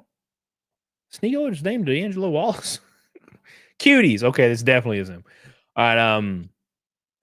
He's from Texas. He's from San Antonio, Texas. I don't think he's Middle Eastern. I just have this feeling he's not Middle Eastern. And then he started arguing about, well, what is a child? We must define a child. It's not actually being under 18. That's all a bunch of hooey. And I really think if you have to start arguing about, well, what technically is a child, you're already way too far gone. Like, that is so fucking weird. And in no uncertain terms, multiple times throughout the debate, Sneako says that he is okay with people that are aged 12, 13, 14, 15, 16 marrying adults that are 18 or older. We're talking globally. Let's just talk globally. Like, do you think it is okay for, I'm not talking about just you specifically anymore, anyone. Do you think it's okay for anyone in their 20s, an adult, to marry a 15 or 16-year-old? A 21-year-old, if there was a marriage where the father consented and the daughter consented and it was both good on both families and they wanted to do it, why am I going to get involved? Why should we get the government involved? Even get back a little bit. Do you think there's not a problem with a child being with an adult? Okay. We haven't even agreed upon what a child and an adult is. You keep saying that it's 18. Under 18. That's child. And I'm telling you, that's not even the definition of the word. What is the number? I just told you a number, or else you can do the same thing. I just told you there's not a number. Do you see why that's a problem? No. If there's no defined, so why can't a 12-year-old marry an 18-year-old? Because most 12-year-olds haven't gone through puberty yet, and most 12-year-olds. As you just said, it changes. What if a 12-year-old went through puberty early, the parents consent, the 18-year-old and the parents consent? Can they do it? Most likely, that's not going to happen. You know why? Because Islamically, if we're not talking most likely, just say it. If the families have consented, the kid is mature, the kid is ready. Why should I stop at 12 years old? At 12 years old, if the kid is physically mature, the parents consent, both parties are happy. A 12-year-old being physically mature. If that's the only line that actually makes sense. Again, I don't think a 14-year-old can ever be physically mature. Mm-hmm. Yeah. See, this is the L take by Sneako. But he also said Islamic, so that would make more sense because I'm pretty sure this is pretty normalized in the Middle East. Even though they literally can. Even though puberty actually defines that, it's fine. I don't believe so. I was 14 once. I actually had a mustache when I was 14. Would you have looked at me and said I was physically mature enough to get married? If you were physically mature, if you were mature, yes, I would. Okay. Really? If you're 14, yeah. If you were 14 and you were ready to go, and you met another 14-year-old, yes, I would. No. We're talking adults. You keep going back to that. Is adult. I met I told you my definition. I told you the definition. Adult. The definition. Okay. If you went through puberty, you're an adult. That's the definition of adult. So yes, if you're an adult, you got a mustache, you're ready to get married, fine. Okay. Unironically say, disagree with all that. I think it has more to do with mind than physical attributes, and that's almost like Sneako saying that one girl that's 27 but looks like she's 10 years old should never be able to get married because she isn't physically an adult. She doesn't look physically like an adult. Although I think she did go through puberty though, but technically, you know what I'm saying? You get what I'm saying. But as far as, I don't think I think there should be a hard line in the sand. I think there should be a hard line in the sand plus like an age gap rule, right? So like if let's say you're 16, it needs to be a 2-year thing. If you're 17, maybe 4 years, right? And then of course 18 is irrelevant. So like I think that would be a good start, and I think most states do that. Because I do think it's kind of ridiculous to get mad at like a 19-year-old dating a 17-year-old. That's silly for me. That's just too silly. That's like almost splitting hairs at that point. But obviously, if you go further, like a 16-year-old marrying a 40-year-old, that's insane, right? So, a 14-year-old adult, I think, would make most sensible people want to puke.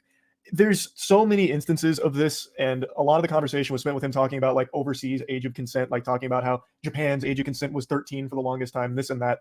But the whole thing was like pulling teeth, and it was fucking painful. And I think my banana says, wait, 4 years for 17? Yeah, I think so.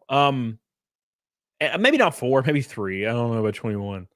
21's kind of like the scary number. It kind of like starts getting like really aggressive looking at 21. Ooh, there's a 1 there. And the reason I say this is because I turned 20 right before my ex-wife turned 18. Right? So like, am I suddenly like an evil person? You know what I'm saying? So my like ex-wife turned 18 like right after I turned 20. So like we were right at that 2-year age gap, but it was technically there was a point in time where she was 17 and I was 20, right? So 17 and 13. No, I meant the other way. I meant the other way, bananas. Not 17 and 13. I meant 17 and 20, right? Yeah, I honestly don't think anybody should be dating a 13-year-old. Like, unless you're 13. You know what I'm saying? Unless you're 13 or 14, you don't be dating anybody. You know what I'm saying? It's extremely alarming perspective to have. Unironically, calling a 14-year-old and 12-year-old mature enough for a marriage, those are middle schoolers. Like, holy shit. I think that is extremely concerning to be advocating for something like that. Like, would Sneako be okay if his best friend ended up marrying a 14-year-old? He certainly shouldn't be. No one should be okay with something like that. Like, that's fucking terrible. That is actually terrible. But now, since I wasn't like holding him to this topic or making sure it stayed on the topic I thought we were talking about, it went all over the place with a ton of different things. But the big one, and this is what most people have focused on, which was my response to his question about kids transitioning. And the way he would pose that question would be by asking if I thought it was okay if kids who want to switch their gender go to the doctor and get their dick cut off.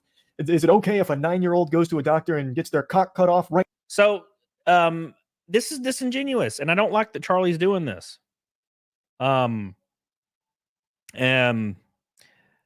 So this was never the argument, and Charlie keeps saying 9-year-olds getting their dick cut. I don't understand what he's doing. He keeps going to this example that was never presented, and no one believes, and no one cares about. The argument is a 12 to 17-year-old child getting gender reassignment surgery. That is the entire argument. And he keeps going back to 9-year-olds. I don't understand why he's going back to 9-year-olds every single time with this, because he knows, because it's disingenuous, because Charlie understands that if he goes to 9-year-olds, it makes the argument insane, which absolves him of his point. Instead of him saying, I was wrong. You know what I'm saying? Like, the point is, a 14-year-old child should not be getting gender reassignment surgery anywhere in the country. That's the point. But Charlie's going back to 9-year-olds for some reason, and that was never on the table. Sneako said 12 to 17 or 14 or 16 years old or something. And Charlie's going to 9-year-old, and I don't understand why. And the reason he's doing this is to absolve himself of his original point being insane and saying it was never, it was just a silly hyperbole thing, you know? So, but no, 12-year-olds get gender reassignment surgery in the US. It is legal. It happens. You can look at the National Health Database. It is a thing. There is a number. It's a stat. Okay? It happens. Does it happen often? No. But it's over 1,000. It's likely over 10,000. It's likely over 20,000 children. Right? Edgar says 9-year-olds do get transitioned though. Well, they get transitioned in the way that they're, you know, they just start calling themselves the other gender because their parents kind of influence it or their friends. The hormones are encouraged at 9 years old though, which is also devastating. You should ban all this shit. Ban all of it. Ban them. Ban them now. Right then and there. And when posed with that question, I replied with yes. And I've talked about this on stream many, many times now, and I'll talk about it again here. I thought he was talking in hyperbole. I thought he was just exaggerating, being over the top, talking about the entire subject of transitioning. I had no idea that any living, breathing human being actually thought that that's how transitioning works, where you just go into a doctor saying, I feel like switching genders, and they lay you down on the operating table and just snip your whole fucking meat off. I didn't know that that's what he actually believed. I didn't know he was speaking literally. I thought he was just referring to the entire process of transitioning and just using this over-the-top statement to encapsulate all of it. Because you literally cannot get that surgery unless you are 18. That is a fucking lie. Why does Charlie keep fucking lying? That is not true. Can he Google this? Can somebody tweet out to Charlie to Google this and stop being a dumbass? This is not true. You do not have to be 18 to get this surgery. He's lying. He is 1,000% lying. Or maybe he just doesn't fucking know because he's stupid as fuck. Like what the fuck is he doing? He's completely lying here. It is 100% legal in 99.8% of the landmass of the US right now. What is he talking about? It's crazy. Big DQ says Big DQ says keep watching. Okay, hopefully he clears this up then. Thank God. Yeah, like you actually have to go out of your way to be that stupid on the topic than you would just spending a couple of seconds looking it up. There are very rare cases where someone under 18 has had that surgery performed. That's not common. So I really didn't think that someone could be so dumb on the topic. I thought he was just speaking in high. Okay, so which is it? I'm so confused. Which is it? I'm so confused. So there's rare cases where children get gender reassignment surgeries, but also it's illegal. What the fuck's happening? What's happening? Hold on. Charlie says that it's illegal to get gender reassignment surgery before 18, but also in rare occurrences, you can get gender reassignment surgery before 18. So which is it? Is it rare or is it illegal, Charlie? Is it rare or is it illegal, Charlie? I'm so confused, Charlie. What the hell? What the hell, Charlie? God damn, Charlie. What the hell's wrong with you, boy? Oh, I actually didn't think he would repeat this from that stream the other day. I thought he would have looked it up. You know what I'm saying?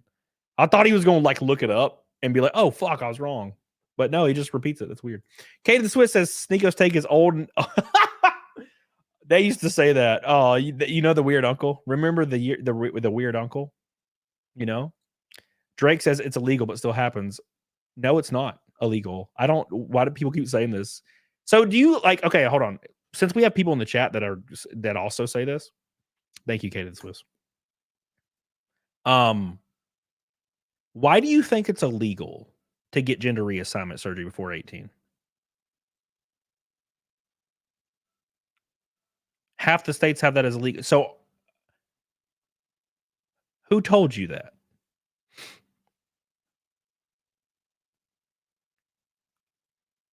There was like giant protests last year when Tennessee was considering making it illegal. If Tennessee makes gender reassignment surgeries on 18-year-olds and under illegal, that doesn't mean now it's just illegal in the US. It means it's illegal in Tennessee. That's how states work. Like, do people actually just say shit without knowing? I don't understand that thought process. I've never done that in my life, and I don't understand how people speak confidently with literally no knowledge of something. I feel self-conscious when somebody asks me about golf because I have no idea about golf. And I would never say, yeah, dude, I was -3 under, going into hole 16 and, kind of bend it. And, my handicap was 9 and, I don't even know what any of that means. That's like me saying that. That's what I think about when people say just random shit. You know what I'm saying? Abandon the defense cam. Abandon the defense. Stop the cap. Help. Help. Oh, I think a lot of people think the same as federal law. Yeah. I think Arizona recently made it illegal. I think. Let's look. I know Tennessee. They had a lot of protests because they did it, which you would expect Tennessee to be the first state, Highly overstate the divorce rate. I call you. Oh yeah, the divorce rate. Yeah. What was it? The study I looked at was there was like some parameter around it. It's like how 9% of men are unknowingly raising children that are not theirs, but 31% of men that request a paternity test find out to be raising children that are not theirs. So technically they were raising children that are not theirs. It's a weird stat.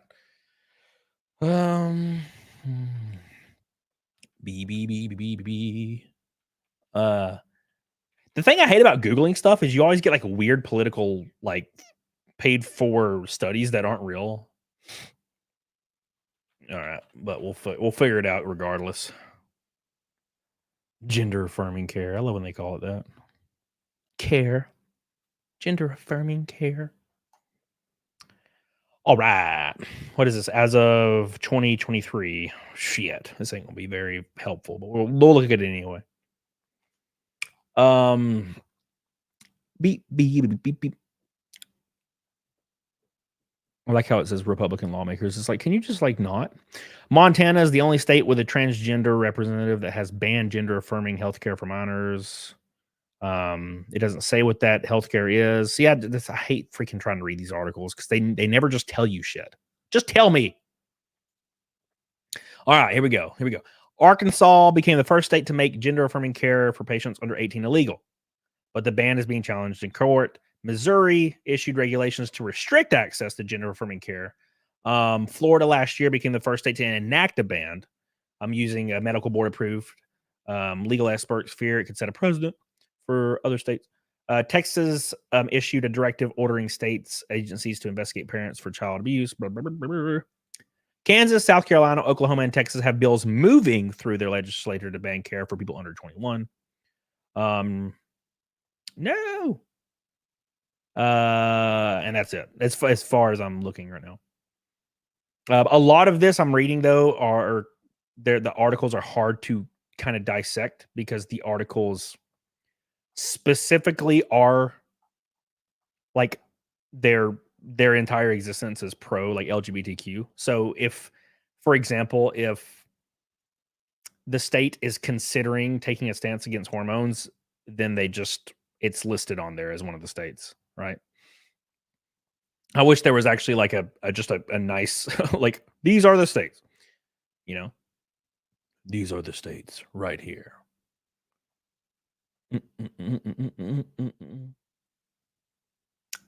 Let's see. B 300 2023, the last year, another states last year, Shrouds protecting access for what is Jennifer care, privity blockers, blah blah blah. God, I hate this. Just give me a map or something. Yeah, Mizu, I agree. I completely agree with that. Use Chat GPT. Let's use Chat GPT.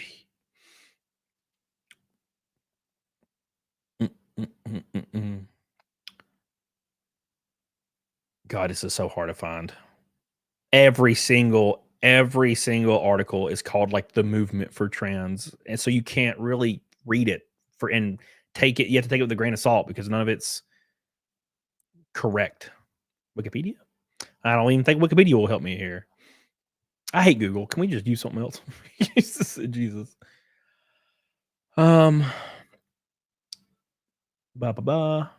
Procedure. New birth certificate issue correct. Old birth certificate. Fuck. States turning employment rights into states of discrimination based on gender identity. Oh my God. Hate crime laws.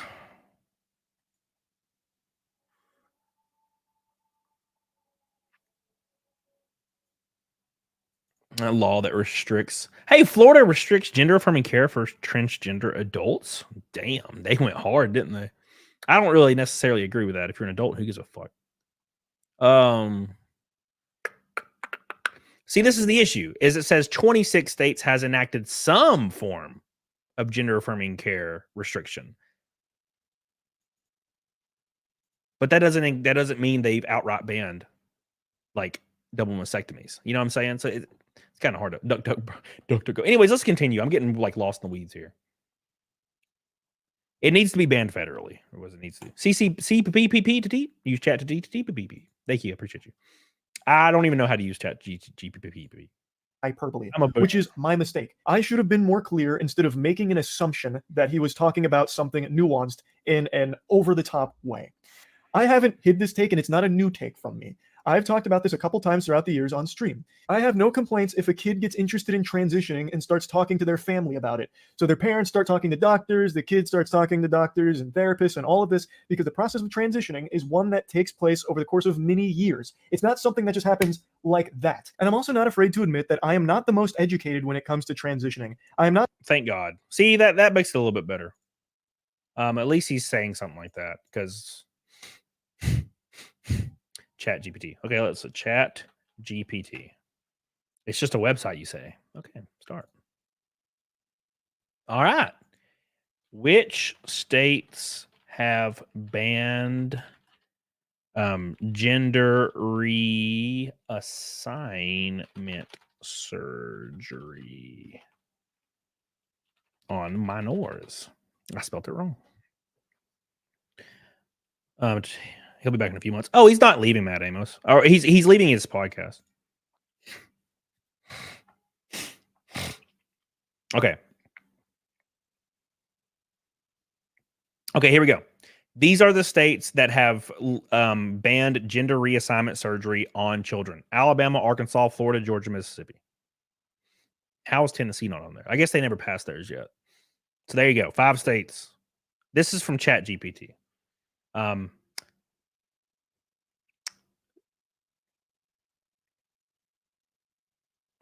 To be honest, it doesn't even say gender surgeries. It just says medical treatments, which I'm going to assume it's surgeries. But so Alabama, Arkansas, Florida, Georgia, Mississippi. The based states, as we should call them. Not someone that has a ton of knowledge about the subject to be speaking on it in a really in-depth manner. But even I know these very surface level things that everyone has easy access to understand. It is a long process. And I have no problems at all if a kid gets interested in that process and starts going through that process with proper care. And then when they reach the age where they can consider that surgery and decide they want to do it, then that's all power to them. That's entirely up to them. They have reached that age. They can now do that surgery if they want to. That is not a surgery that's being offered to like a 9-year-old who just says, I feel like changing genders today. It's just not how it works. And I didn't think that that's what was actually being discussed because it's so fucking silly. Now, I'm sure there's some really fringe cases. I love how Charlie's his defense is he thought that he thinks gender reassignment surgery is so silly and doesn't happen that it's not real. Another kind of a goofy take that a lot of people say it's not happening. Chat GPT, take it with a grain of salt. I thought Chat GPT was woke as hell. Didn't I hear this somewhere? I haven't looked, but I feel like I heard it. You can point to where that kind of thing did happen, but it's not common. Thus, I didn't think that's what was being referred to in the conversation. And it is, again, my mistake for not recognizing that at that moment, it was being spoken about literally. So all that shit that people keep dogpiling and spouting about me about how I want all kids to go out there and get their genitals chopped off is just fucked. I don't think anybody's saying that. Up. Like, it's so ridiculous. I recognize I did a horrible job of arguing in this debate, which isn't surprising. Now, look, he may say this later, but why does Charlie not just say, hey, like, I took the question completely wrong, and I want to reiterate here, I am not in favor of children having gender reassignment surgery. That would absolve him completely. You know what I mean? Like, I don't know, maybe. Considering I don't debate. This is not something that's in my skill set, which of course led to some embarrassingly dog shit arguments. Like the one I've seen people reference a couple times is when I briefly mentioned sports in this topic. It was a stupid point to try and make. I was getting hit by like some rebound psychic damage listening to some of the drivel brain rot that Sneako was spouting about the age of consent. I don't know why I thought this was like an argument to try and make, but I brought up sports in this subject. David Haraldson said he just said that. He said he's not in favor of gender reassignment surgeries on anybody under 18. I did not hear that, unless I'm insane. Can somebody give me the timestamp on that? Because I'd that would completely negate his original point. Haraki says, if you don't debate, then why did you debate him? He said he didn't know it was a debate. I was going to try and... He said it at 15 forwards that he is not in favor of children getting reassignment surgeries before the age of 18. All right, let's go back. When it comes to transitioning, I am not someone that has a ton of knowledge about the subject to be speaking on it in a really in-depth manner. But even I know these very surface level things that everyone has easy access to understand. It is a long process. And I have no problems at all if a kid gets interested in that process and starts going through that process with proper care. And then when they reach the age where they can consider that surgery and decide they want to do it, then that's all power to them. That's entirely up to them. They have reached that age. They can now do that surgery if they want to. That is not a surgery that's being offered to like a 9-year-old who just says, I feel like changing genders today. It's just not how it works. And I didn't think that that's what was actually being discussed because it's so fucking silly. Now I'm What age? He said they get to the age that they can consider the surgery. What age is he talking about? Is he talking about 18? Because he just said the age. What is the age? Like, see, there's this tactic that people do where they are intentionally vague to absolve themselves of any like backlash. 18 is the legal age they can. No, it is not. Holy shit, how does people keep saying this? We just went through this for like an hour. There's only 5 states. 5 states where it's illegal to get gender reassignment surgery before 18. Meep. I feel like the SpongeBob fish, bro. Meep. Like, what is happening right now? That's why when you say that age, what does that mean? Because it's not illegal, except if you live in goddamn Florida and Alabama. Praise Jesus. Praise Jesus in our beautiful states. The age of the surgery. He said 18. He did not say 18. What the fuck's happening? He said the age. He said the age, that age. He has no issue with this children starting process. So, well, again, he's being extremely vague. He has no problem with children starting the process. What is the process? The process is hormones. And several medical experts encourage hormones to start at 9 years old. Right?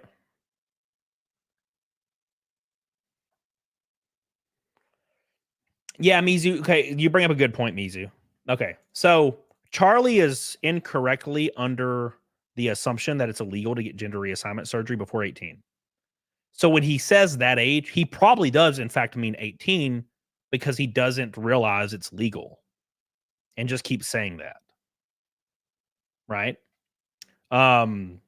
So I think if he's saying a kid starting the process of talking about gender like through their teens, I don't think many people have a problem with that. Maybe your parents might and you are the one doing it. I don't give a fuck. If like there's a 13-year-old boy and he's like, I kind of feel like I'm a girl, and then just kind of starts going through conversations and like getting therapy, I don't give a fuck.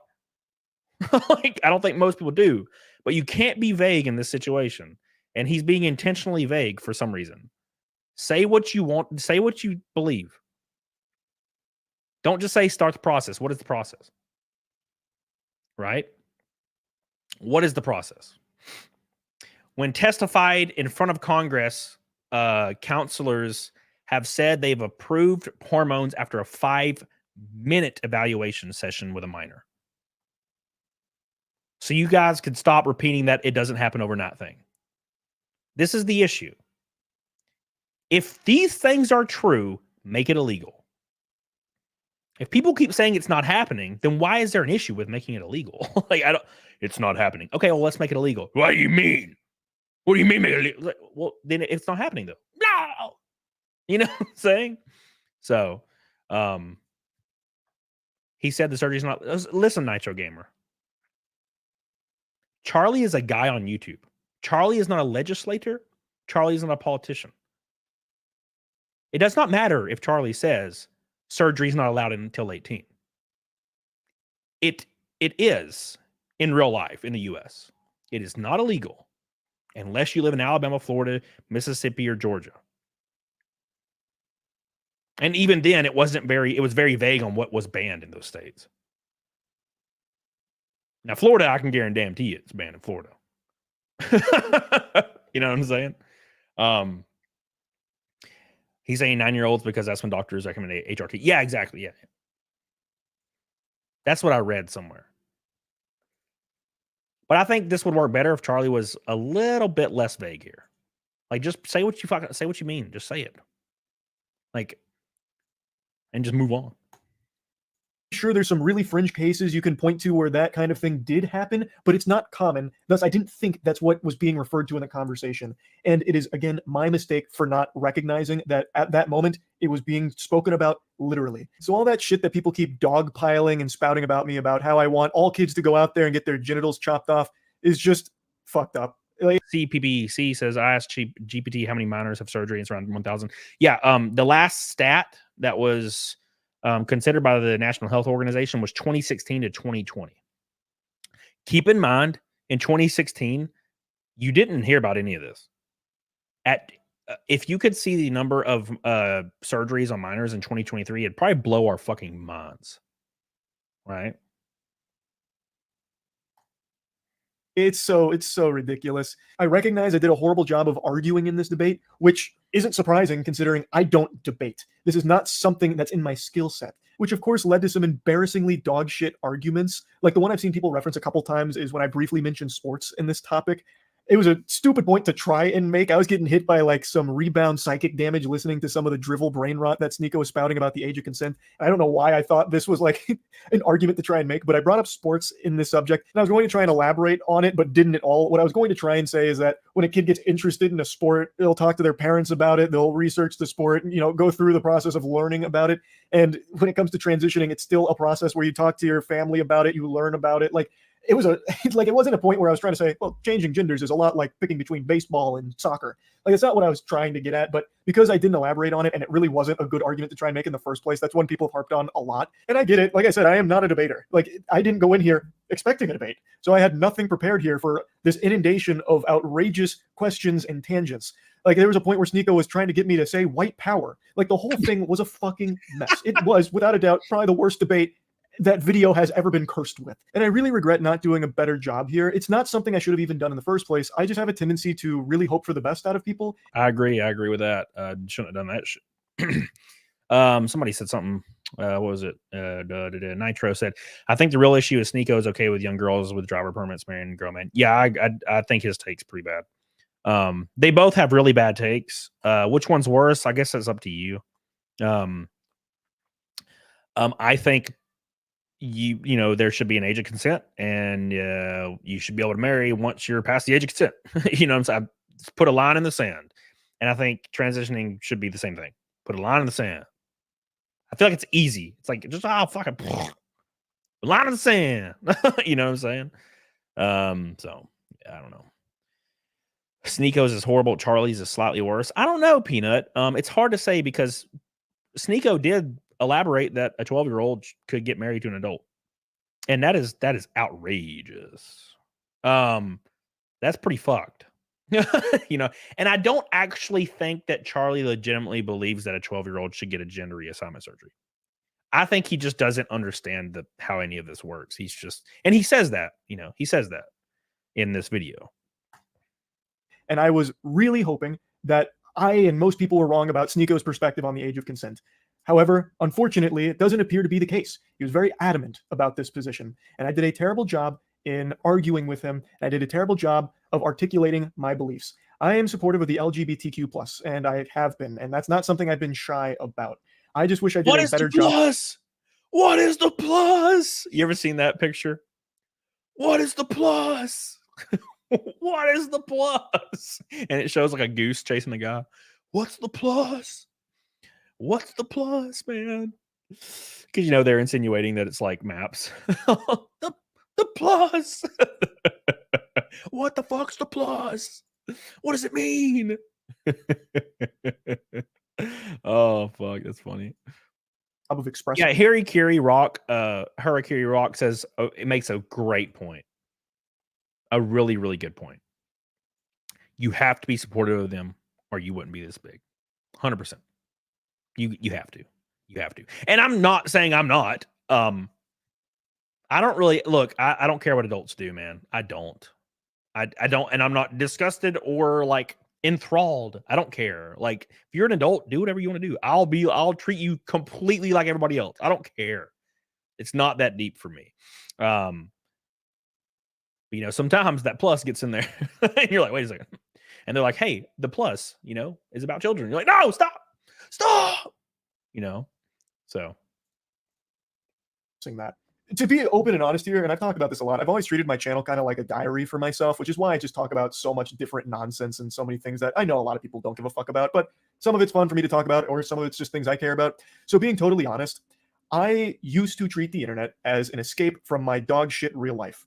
Truly unhappy, really hated most of everything about myself, and the internet was my escape from it. But now it's really become that real life is the escapism for me now. Like, I love posting and creating things, but I don't like interacting with the internet around me anymore. And it's something that I started to realize a couple months ago, and I've talked about it on stream a little bit, how because I've covered so many like drama stories and everything, it's pretty much all that I ever get told about when I'm streaming, and it's become such a massive headache. And it's just constant negativity that I'm fully flooded with, like at all hours. Like, I am in like this human centipede of eating someone's ass while having my ass eaten, with even more things that I'm being demanded to like talk about, where everything just feels like a lose-lose, and it has been for like the last 6 or 8 months, I feel. Well, you put yourself in the box, you know.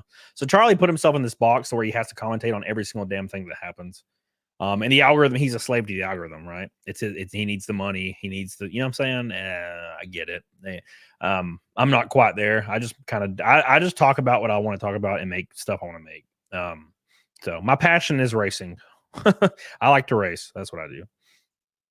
Feel where if I talk about something, it's a problem. Even if something is cut and dry, as like Cody Ko having sex with a 17-year-old being bad, I caught a lot of shit for that too. I'm sure a lot of people probably didn't see that, but man, the amount of emails I got and a lot of the things I was seeing, even something as cut and dry as that was an issue when I talked about it. And then if I don't talk about something, or if I don't talk about something fast enough in the time that some people think is appropriate, I'm then accused of covering up for something for an ulterior evil motive. So it just really feels like a rock and a hard place where regardless, it's just going to be a massive flood of negativity. It is. No, he's 100% right. Regardless of what, you know, you disagree or agree with Charlie here, whatever he says in this moment, he's fucked. If he says, hey man, I am not in favor of like transitioning for children, right? If he says this, a lot of people are going to be all over this shit, right? A lot of people are going to be all over this shit. If he says the complete opposite, a lot of people are going to be all over his shit, right? And he made the mistake of saying two conflicting things, which got everybody all over him, right? So he kind of goofed. He like misgendered Chris Tyson. And then he also said he was in favor of like transitioning children and letting them get surgery. And now he says that was not what he was trying to say, blah, blah, blah. So he kind of fucked himself in this whole situation. Anyways, let's continue. And a huge critique of me that I've always seen is Charlie's a fence sitter. He's just a fucking fence sitting enlightened centrist cuck, this and that. And I've always said for the entire time I've been on the internet, I'm not special. I'm literally just a normal guy who got very lucky. I just sit here, joke about shit, talk about my opinion on things, and nothing else. I don't have a unique perspective on things. I don't have deep insight into the vicissitudes of certain things. I am literally just a guy who yaps, has some fun, talks about shit, does some wacky stuff as well, and that's it. It's just not that deep. But because everything is so inflammatory and charged online, it's being perceived in the last 2 years, it's really popped off as me making deliberate attempts to appease both sides and play right down the middle to soak up as much as possible. Like it's all this like nefarious scheme where I'm doing this with my hands. And I just don't understand how it's become so incendiary, where that's apparently like a really bad thing now. Where's Charlie been? Has Charlie been under a rock? Bro, the internet's been incendiary for like the last 5 years.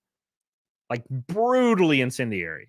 And I guess he should have just never talked about trans shit, man. As soon as you talk about that, you're fucked. Like you don't it doesn't matter if you say you support it or you don't. There's a million people are coming from both sides to kill your ass. You know what I'm saying? JL said, I don't think his video is helping at all. Should just went, we all have opinions and I understand the difference. Well, I think he wants to reiterate his point because he thinks that like people think he wants 12-year-olds getting gender reassignment surgery. And I think he legitimately doesn't want that. He generally doesn't support it. I think he assumes it's illegal for some reason, which is kind of the point of contention here. Does Charlie believe it's okay when he finally finds out it's actually not illegal to get gender reassignment surgery? Because Charlie keeps repeating this. And I don't think he realizes it's totally legal in 95% of the states now, 96% of the states. So with that big of a majority of states supporting it, then technically, I mean, we just say it's legal. It's not illegal. It's illegal in like Florida, Alabama, Mississippi, Georgia, right? So, but again, I don't think he thinks it's okay. That's the issue. I think he's kind of in a weird position where he didn't understand. You know, so Guillo Ren says it's banned in 50% of states. It is not. Gender reassignment surgeries is not. There's certain like programs and stuff that are under legislation to be voted on, but gender reassignment surgeries specifically are only banned in 5 states. Opinion is not special, and my opinion isn't one that's pandering to any sides or catering to anything. It's literally just whatever's up here. I sit down for like 30 to 45 minutes on like a topic or like a video that I'm joking around about, and I talk about it. I am legitimately just an average, well, below average height guy who's about to turn 30.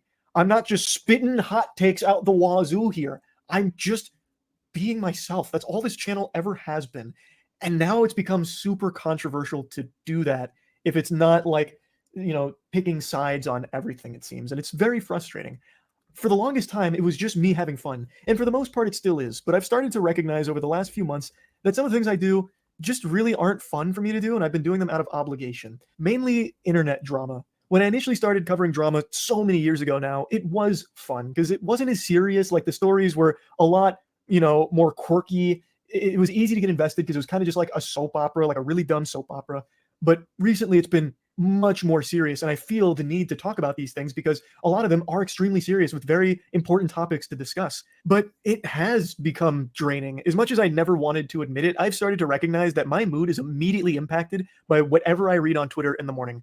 If that's some horrible stuff about a creator or what have you, it immediately affects my entire day and my whole outlook on the day. Now I know, call the wambulance, get some French fries, just fucking whining about having to talk about drama. What a stupid problem to be upset about. But I'm just trying to explain that it hasn't been as fun recently. It hasn't. And the main thing, if you've been around the channel for a while, is I've always wanted this to be fun and never feel like a job. And if it was supposed to never feel like a job, he wouldn't be this big, bro. Sorry, man. Unfortunately, that's not true. Unfortunately, that's not true. Yeah. So, anyways, if anybody in the chat, which I see people in the chat still repeating the same thing, if anybody in the chat has a source that says that half the states have banned gender reassignment surgery on minors, I would like you to DM that to me on Twitter, because it's not true. And I would love to see it so I can look at it and immediately see that it's not true. It's going to be very easy when you find like the word, there's the states that are thinking about doing it. I'll be like, oh, see, look at that. Well, there you go. We fixed it. We fixed the whole situation. Everything's fixed. For Cody, this is fun. Yes. Yes. Jazz. It is the fun. Scholar Carrier says 6 states criminalize it. Yeah. Alabama, Mississippi, Florida, South Carolina, Georgia. Fuck, what's the other one? There's another one. I always forget the other one. You know, Doc Bly had a good point earlier. Said transition or trans issues are such a minute, dumb thing that like who gives a fuck. I agree with you. It would completely go away if like World War III broke out tomorrow. Like we wouldn't talk about it probably for 10 years or 15 or 20 years. You know what I'm saying? The issue is, and this is, you know, this is the harsh truth. Western like life is so comfortable, right? We'll pull up the next stuff here in a second. So Western life is really comfortable. And a lot of us were brought up in this comfortability of Western life. So we have to create our own issues or else we don't have purpose. It's a natural thing that we all do. So people create an issue out of being misgendered because it means everything to them. But there's no such thing as these issues in like war-torn like Turkey or the Middle East. Why? Because people are trying to survive. Their biggest concern is eating. They could give 2 shits about anything else. Right. But we live in a society where you can fucking go get some McDonald's and, you know, sit there and do nothing for 30 years, right? So, is there any videos of your races to watch, Nitro Gamer? They're all on Fox Sports 1. You can watch them all on Flow Racing or YouTube. They're all on YouTube as well. They get reposted on YouTube, the full races. Okay, y'all. Let us continue. So now we got to talk about MrBeast. No, we got to talk about Dr. Disrespect. We live in a society. We live in a society. Oh my God. Oh my God. All right. Let me go over here. Check DM. I'm checking the DMs, bro. Wait. Hold on. Is this two different people? Oh yeah, I see. Yeah, I don't know which one's you. Are you the furry? I can't tell. It says 13,000 gender reassignment surgeries happened in 2023 in the US. 4,000 were on individuals under 18. Yeah. I know that.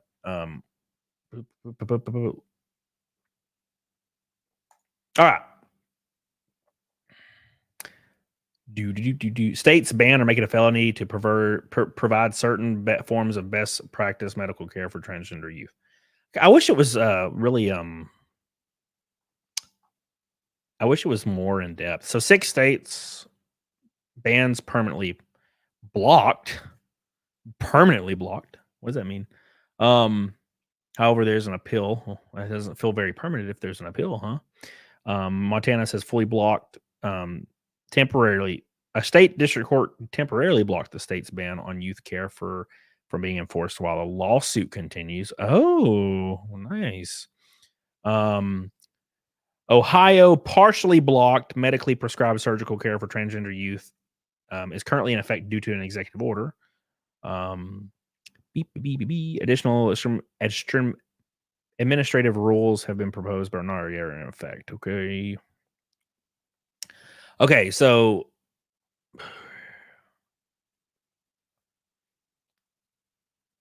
yeah, so this is the map. Okay, so this is good. Thank you for sending this to me, because this is what we always, when you guys see things online that say half the states have banned gender assignment surgery, make sure the URL doesn't say like equalityforall.com or something. Okay. These maps that you are seeing are states that are talking about possibly entering legislation to ban gender reassignment surgeries for youth. Does not mean that they are banned. It means they're in talks to ban. There are only 6 states that have banned gender reassignment surgeries on youth. Okay? So when you see half, you're reading something that's being provided to you to radicalize you to have a certain opinion.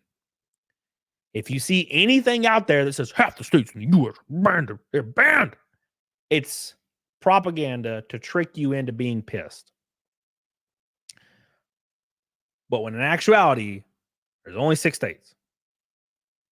Yes, there are 1, 2, 3, 4, 5, 6, 7, 8, 9, 10, 11, 12, 13, 14, 15, 16, 17, 18, 19, 20, 21, 22, 23, 24, 25. Yeah, 25 states. There are 25 states that are in talks to possibly enter legislation to possibly ban some type of gender affirming care for youth. That does not mean they're banned. Okay? So when Ted Cruz said he's going to seek a bill to abolish the IRS, it does not mean that you don't have to pay taxes anymore. It means there's a bill that's being written to possibly disband the IRS if it gets voted into law. That is how legislation works. Plot twist, it didn't get voted into law. So you best file your taxes in February. Know what I mean? You know what I mean? All right, so there you go. All right. Texas will always be. Oh, taxes will. Yeah, I thought you said Texas. That's pretty funny. No, taxes will always be a thing, unfortunately. All right, real quick. Let's reconverge and let's gather our bearings. Let's gather our bearings a little bit. Saturday night, I'll be racing in Minnesota, of all places. It's the only, I think it's the only NASCAR event this weekend again, Saturday. Okay. We'll be racing at Elko in Newmarket, Minnesota. Why? I don't know, but we're going to be there. It looks like a really cool track. So I'm excited. We finished 7th at Salem, my best career finish in all of NASCAR last week. And we're going to try to do it again. So make sure if you live there, you come see me. It's going to be really, really cool. Very, very excited. If you have, this is very important. Make sure you're listening to me. If you have a company, a small company, a channel, YouTube channel, a Twitter, Instagram, something that you would like to promote and you would like to get involved with our NASCAR team, let me know. Let me know. It's very, very dire that you let me know. Just send me a DM. Let's work something out. I'll let you get your company represented on my car and get you working with me, Tim Pool, who's my main sponsor, and make some cool shit happen. Okay. Make some cool shit happen. So get on it, doggone it. I gotta give a ginormous shout out to Ibrin Designs. God, you're beautiful. I love you. We had a phone conversation. It was great, and we joked and cut up for like 30 minutes about nothing. It was great. I love you. It was so much fun. And they're just really helping me out right now. Yeah, I really appreciate it. And of course, Mandy over there at Elite Bath and Spa. God, I love you. Thank you. You're so good to me. But anyways, oh, you got me, Krabby Patty. You got me, Krabby Patty. All right. Anyways, what are we talking about? Oh, by the way, we're halfway to Naked Snake finally. We're 250 from Naked Snake and super chats. Billy, I saw. Oh, wait, hold on. Oh my God, look at all these blue boys. Anybody that say it's not happening is an apologist. I get irrationally angry when I see it. You know, look, there's a lot of things. There's a lot of things.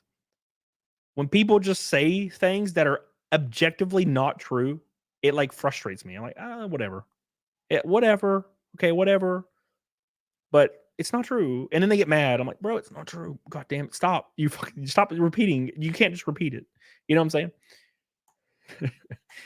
Junebug says, hey, Cody, what I miss? Everything. What's up, baby? How you doing? CPPCT. I already got you, baby. Thank you, my friend. Mr. Mom says, Doc just recently posted on X. He's being cooked. Oh, we're about to get there. We're about to get there. Thank you. Billy Hadger says, how much till Naked Snake? 250. Make sure you guys like the stream. Appreciate you. All right. Anyways, yes, every $100 super chat, by the way, goes on my race car. So don't forget that. One away from that rainbow nut. What's up, Sonia? How you doing? Nitro Gamer says Temple. I guess we disagree on a lot. I don't know. Maybe not. Tim Pool just sponsors my race car. We're not the same person, luckily, but we're almost the same exact height, which I did not expect for some reason. But yeah, come see us at Elko Newmarket, Minnesota. Be a lot of fun, boys. Very, very cool. Very, very cool. Had a really, really good race last weekend in Salem. Finished 7th. It was awesome. Had a lot of fun. It was cool. So come see me. We'll hang out. It'll be fun. So. Yeah, Satellite, dude. You bring up such a good point. You bring up such a great point. I love it. It's not happening. Well, okay, it is happening, but it's good. Yeah. My boy. My boy. All right. Anyways, let's continue. My flight is Friday morning. So don't forget, Friday morning is going to be awesome. I'm very stressed out. So, all right, let's continue. Who we got? So Doc. Oh, Dr. Disrespect out of nowhere, guys, comes back into the fold. Oh my God, can you believe it? He's back. Oh my God. Ooh. It's gonna be crazy, man. It's gonna be crazy. We're gonna talk about that real quick. People in the chat are still talking about let me clarify Pro Grip. Where'd you go, Pro Grip? Okay, here you go. Pro Grip says, I thought those 6 states banned it for everyone, not just children. I may be wrong, and I'm not trying to be facetious. Here is the 100% facts, Pro Grip. 100% unaltered facts. 6 states have banned gender reassignment surgery on minors, not adults, minors. Of those 6 states, one of them have banned it on adults, and that is Florida. Only 6 states. 25 states in the union have possible legislation by Republican lawmakers to enter in to be possibly voted on in the future. That does not mean that they will be voted in, because tons of these states are blue states, meaning their majority can't be voted in. You don't just say, I declare illegal and something is illegal, right? So anyways, 6 states, one of which on adults, that's Florida. If you hear anything that is more than 6 states, they're lying. They're lying. And yeah, Mick Stellar, I think you're right. But I haven't read further into it. It might be something to do with insurance, but I don't really know. I haven't really looked too much. I'm tired of looking into it. Oh, unless you're the ATF. Ooh. All right, here we go. So Dr. Disrespect is back, boys. And people are pissed at me over it because I'm confused as to why it's cool now, right? God, why is everybody... Dude, people are still arguing on this post, bro. Anyways. So Dr. Disrespect comes back and he tweets this. And I'll kind of like dissect the tweet. Dawson says your middle name Blake. Yes, Dawson, it is. Unfortunately. Why? I don't know. All right, let's just type in disrespect because I don't remember how Doctor go. Oh, there we go. I found it. How are people mad at me? Because I'm like, why are people just suddenly okay with Dr. Disrespect? You know, because there's a lot of people that are like, oh, the goat's back, and I'm like, Dr. Disrespect admitted to talking inappropriately with a minor, and somebody whom I'm not trying to flame or anything, but I just got to give context to the situation. He, a person told me that we need more evidence, which he already admitted to inappropriately talking to a minor. And they're like, well, we didn't see exactly what he meant by inappropriate. And I'm like, well, all we can do is go with the fact that he's quitting the internet, which he insinuates he might not be doing now.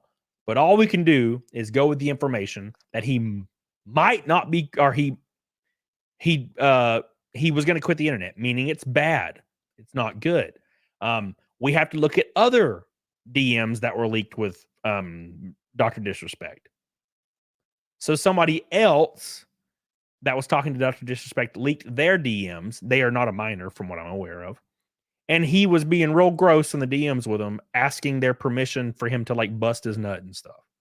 So if we can assume, and I know assumptions are not everything, but if we can assume he's having a sexual conversation that's inappropriate, or some would see was inappropriate because he's married or whatever, with a person in that manner, then he's probably having a similar conversation inappropriately, which he admitted to doing with the minor. Okay? So that's a possibility. So now putting that out there, that's not good. I don't condone any inappropriate conversations with minors. I don't see why anybody would ever want to talk to a minor if you're an adult. Like, and I mean like a 40-year-old adult, right? So anyways, that being said, people are saying that he was probably referring to bad political takes or jokes, which I think is a little asinine. Okay. Somebody on Twitter said, we don't know if he was referring to him making a joke or having a bad political take, and that's what he meant by inappropriate. And I'm like, inappropriate means inappropriate. A bad political take is not inappropriate. Right? The fact of the matter is, he said he had conversations which often, like Deshra said, often led towards inappropriate, which probably means he was talking about his penis and his shaft and flirting with a minor. Do we know that for sure? No, we do not. But if we look at leaked DMs of him with other people, which he talked about all these things, then maybe we can assume the other is true. right? He also said he was quitting the internet forever. Why would you quit the internet if you told a dirty joke to a 17-year-old? That makes no sense. You would only quit the internet if you knew you fucked up good. Good. You know what I'm saying? That's the point. So, I don't think talking to a minor is good at all for any reason. Like, almost for any reason, but especially not inappropriately. Long last name says, if you are wrong about this, will you eat crow? I already did. I was literally defending Dr. Disrespect for like a week straight on Twitter, saying that we need more evidence and people are just ready to cancel him because he's Dr. Disrespect and he's like masculine and he's tall and has a fucking jawline. I literally said that on Twitter. I was literally I was getting grilled on Twitter for defending Dr. Disrespect before he admitted to it. And then I was like, well, fuck him. I literally had a stream saying, well, fuck him, I guess. What a dumbass. And now those same people are mad at me again because I'm also saying, dude, he already admitted to it. Why are we trying to go back now? You know? You know what I'm saying? So, yeah, 100%. If he releases the DMs and he said a political take that was bad and that's what this is all about for some reason, and then he made that tweet, he should have never made that tweet, I guess. Then yeah, of course, I don't give a fuck. You know? I'm like one of the I'm the best person that I know at admitting when they're wrong. I'm really good at it because I don't really think stuff isn't really deep to me. I don't take things too seriously. Anyways. Hey Michaela, how you doing? So let's pull up the tweet real quick. Keep in mind we are halfway to Naked Snake. We are up against the 332nd Naked Snake in a row.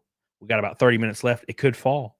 It could finally be the end, and I can finally put it to rest and die. I can finally die. All right, here we go. Let's pull it up, boys.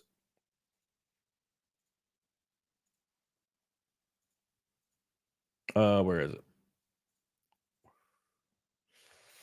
Okay. So he released this picture with zero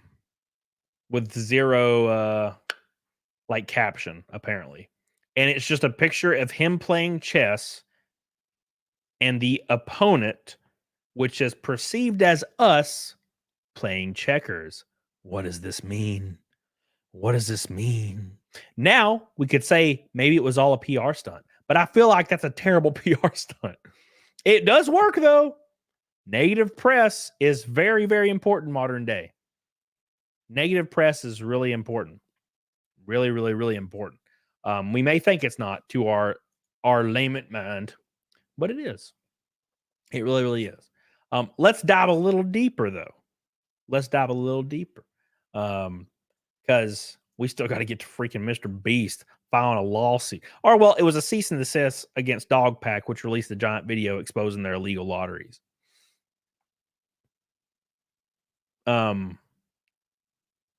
Let's actually, you know what? Yeah, let's read some of these comments because I think some of these people disagree with me.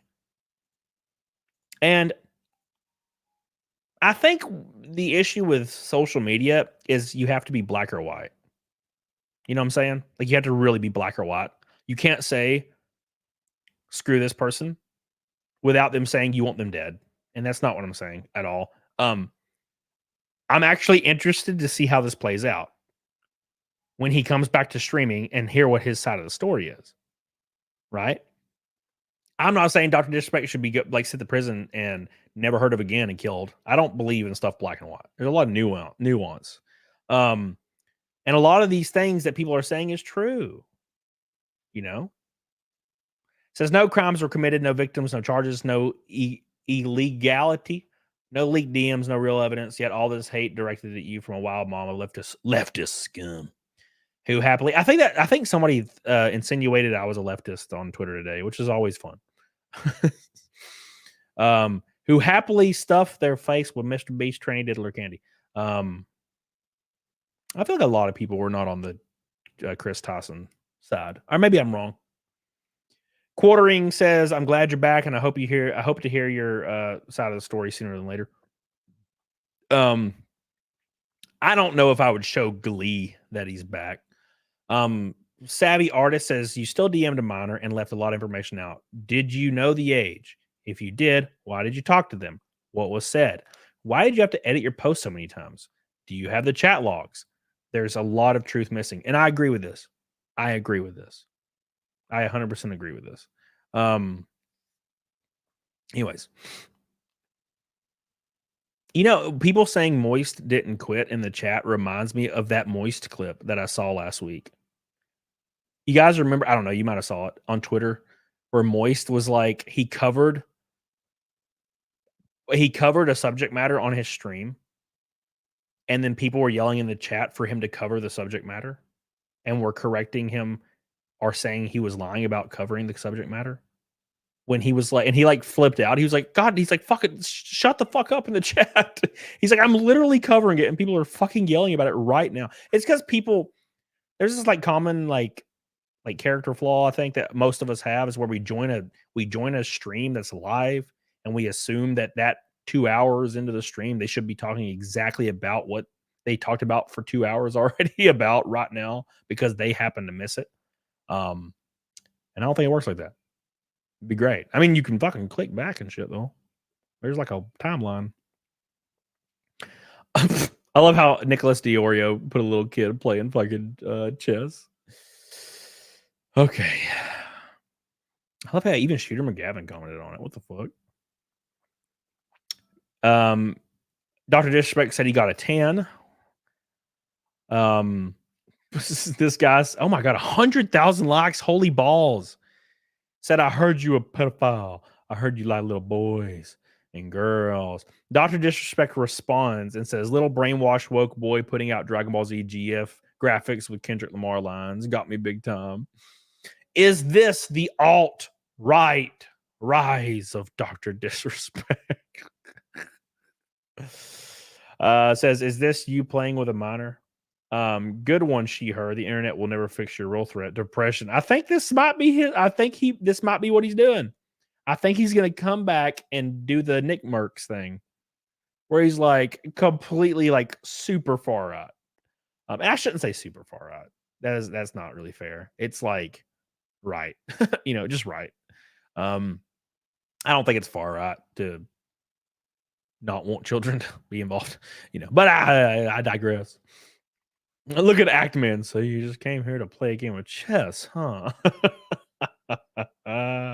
He's getting roasted. It's pretty funny though. I got to be honest.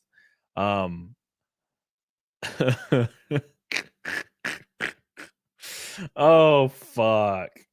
It is funny because checkers is a game that's more meant. It's more meant for children, and chess is more meant for adults. I guess we could assume, right? So that's kind of funny, right? Oh God, Jesus. So was the allegations true or no, we ain't doing this. I mean, he's gonna try it. Look at him. He's coming. Not gonna be able to stop it, unfortunately. Like I said, I feel like what he did isn't full on death row cancelable. I think he has a path back. Always said that I think he has a path back, right? God, let's hope this pulls up Dr. Disrespect shit. A streamer posts picture of him still playing chats against opponents, playing checkers, confessing sending a minor inappropriate messages. Okay, let's read Hypnotic's tweet. Help us out. How hard is it to leave minors alone, Blaze? I don't know, dude. Hypnotic says, in one picture, you have Kotaku making an article almost immediately after Dr. Disrespect simply posted the picture, barely taking an hour. On the other hand, you have Kotaku taking days to make an article about Chris Tyson and then is caught defending a trans pedophile and called those speaking out against it right-wing content creators. It is pretty funny. But now I will say it was very fun to watch Kotaku say that, and then immediately MrBeast came and slapped some pissers. It was funny. It was funny. I had a lot of fun seeing that shit. Because Kotaku says, oh, transphobes are angry. And then MrBeast comes out and was like, disgusting. And you're like, oh, shit. Oops. You goofed. You goofed.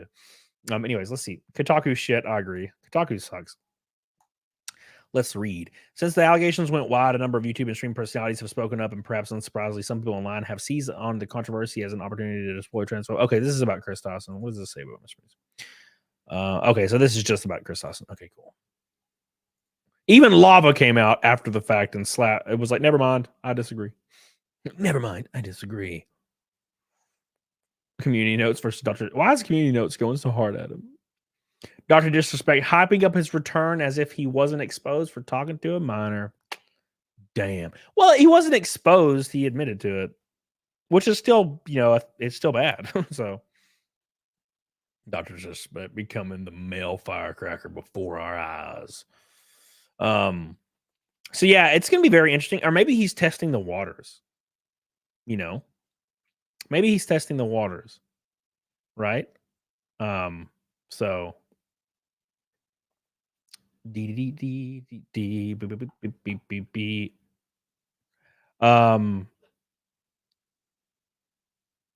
yeah.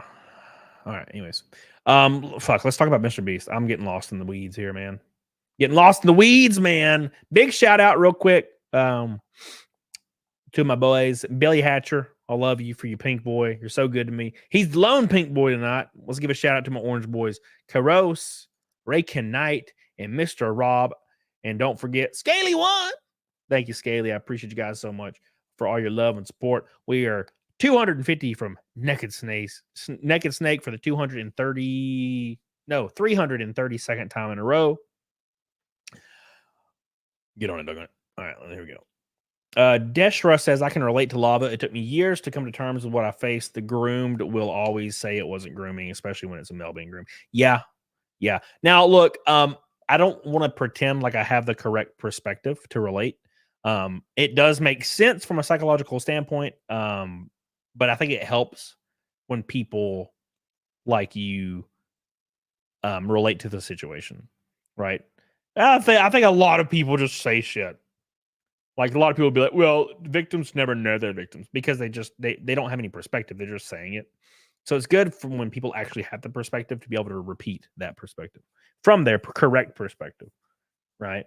Because I don't have that perspective. I was way too fat and disgusting for anybody to want to groom me. That's a joke. It is a joke. I'm sorry.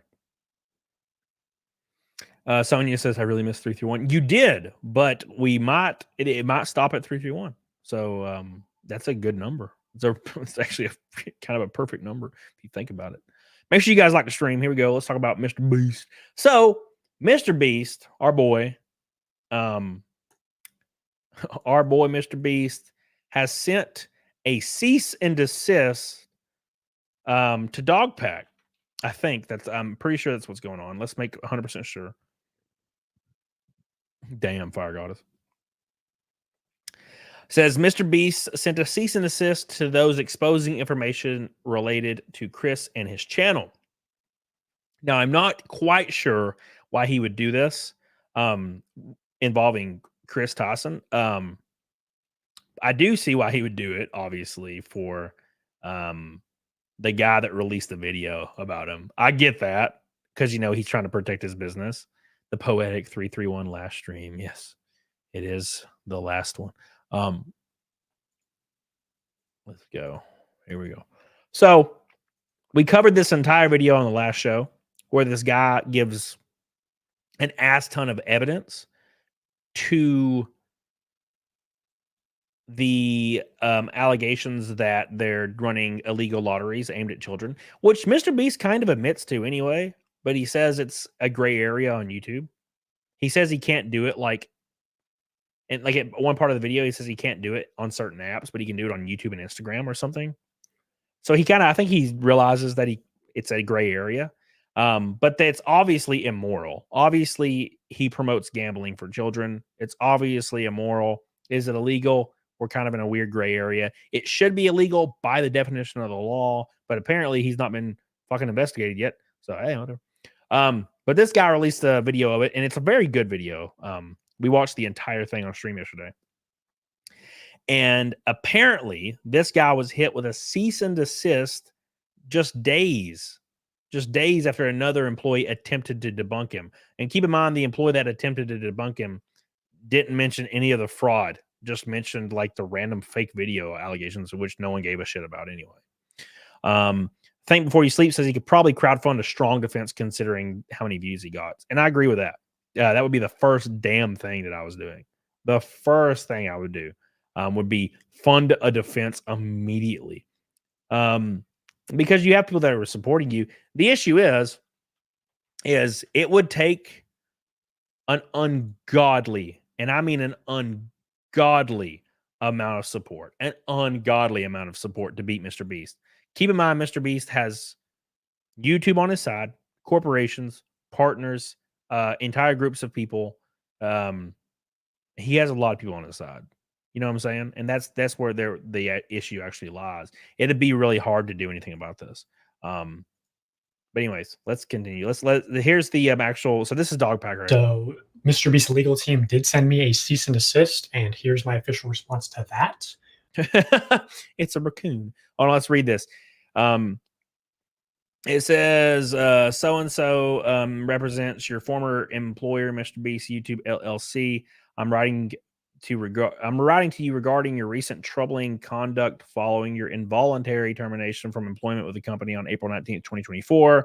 Specifically, it has recently come to the company's attention that you have been, among other things, disclosing sensitive, confidential, and proprietary information regarding the company's business operations and content creation methodology in the breach of your contractual legal obligations to the company, including the contractual post-employment obligations set forth in the confidentiality and non-disclosure agreement executed by you in connection with your employees. This is why people do not speak out. So a lot of normies out there like to be like, why didn't he speak out if he knew all along? Because you're going to get buried in litigation until you're bankrupt for the rest of your life. That's why people don't speak out. You can't just declare sue and you're good to go. Well, technically an NDA doesn't protect criminal activity. Yes, it has to be proved in a court of law that there was criminal activity, meaning you're still going to be buried under a giant mountain of litigation. It's the whole point. It's always so silly. Why don't you just say something? You can't. You can't. Because you might survive it, and you may very well be right, but MrBeast will try to destroy you. Keep in mind, he got famous as almost basically like as a kid. These people are not normal people. MrBeast is likely an unfathomably narcissistic person. He is likely uncontainably destructive and has a huge ego because he got so big at a time where he did get big. Why do you think he runs contests where he's violent to people and people are getting injured and he's not fair and he's apparently a dickbag? It's because he's like the most famous person in the damn world and he's still a kid. You don't just become humble. You know what I'm saying? Sonia, oh my God. Sonia, we got to stop the show. Sonia dropped a red boy on my face. Hot diggity damn.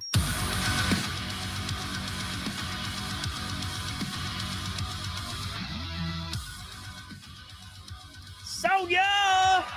It's an official rainbow night, everybody. Hot diggity damn. She's trying to keep the streak alive. She gets us 150 from Naked Snake. Look at that. She says, for me, amor. Remembering when you had that computer voice reading out super chats with plate, fork, and knife, love you, beauty. Yes, that was terrible. Because Al Guang would do that shit every day. I lost all of Al Guang's super chats because I turned that off. I had to sacrifice all of Al Guang's money.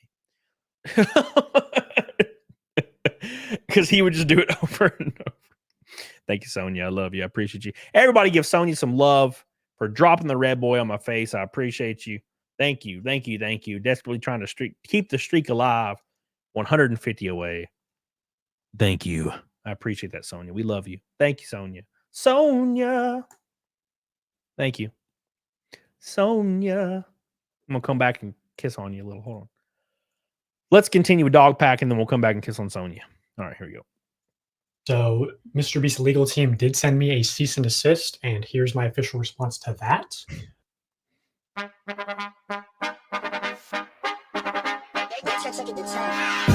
bet.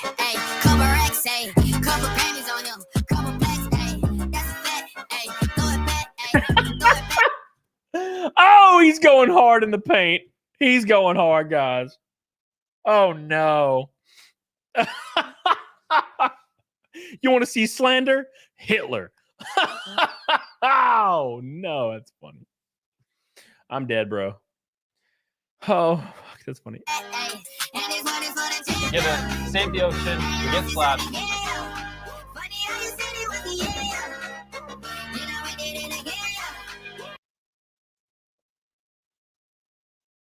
Or was your charity working for Coke? Oh God. I told you long ago on the road, I got what they waiting for. All run from nothing, dog. Get your soul. Just tell them ain't laying low. You was never really rooting for me anyway. When I'm back up at the top, I wanna hear you say, you don't run from nothing, dog. Get your soul. Just tell them that the break is over. Gotta love it.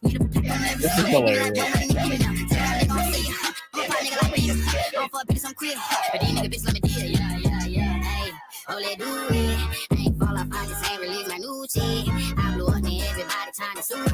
You call me NASCAR, the hood call me Boogie.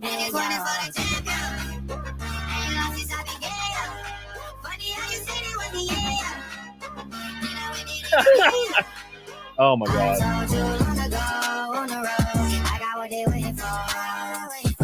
From nothing, dog. Get your soul. Just tell them ain't laying low. You was never really rooting for me anyway. When I'm back up at the top, I wanna hear you say, you run from nothing, dog. Get your soul. Just tell them that the break is over. My track record so clean, they couldn't wait to just bash me. I must be getting too flashy. I always thought that was really stupid, where it's like MrBeast needs to be president, and I'm like, because he gives people shit? Like, is that what you think a president does? Now, granted, a lot of little kids are in the conversation, so kids are stupid as fuck. Right.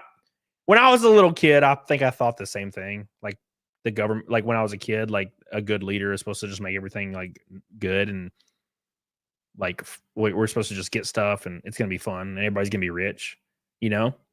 And I think that's what little kids say. Oh, he should be president because he's good and he gives people Lamborghinis. You know, I always thought that was really stupid when I saw that. MrBeast needs to be president. And I'm like, are you fucking kidding me? Y'all shouldn't let work gas me. It's too late because I'm here to stay and these girls know that I'm nasty. I sent it back to her boyfriend with my handprint on her ass cheek.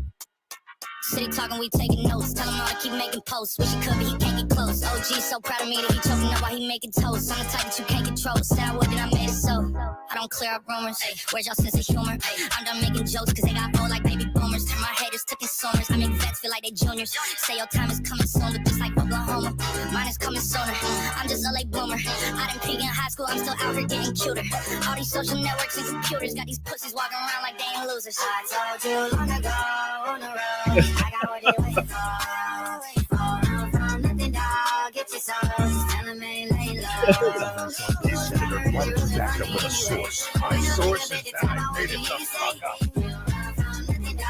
This is kind of a masterpiece. Yeah, so the issue for MrBeast is he can quite literally ignore this dog pack can completely ignore this cease and desist. Because MrBeast would have to, now that there will be litigation. If there was litigation, there would be litigation, and then MrBeast would have to prove that it's not true. And you're going to be fucked. With the illegal lottery thing, there's no way. You're fucked.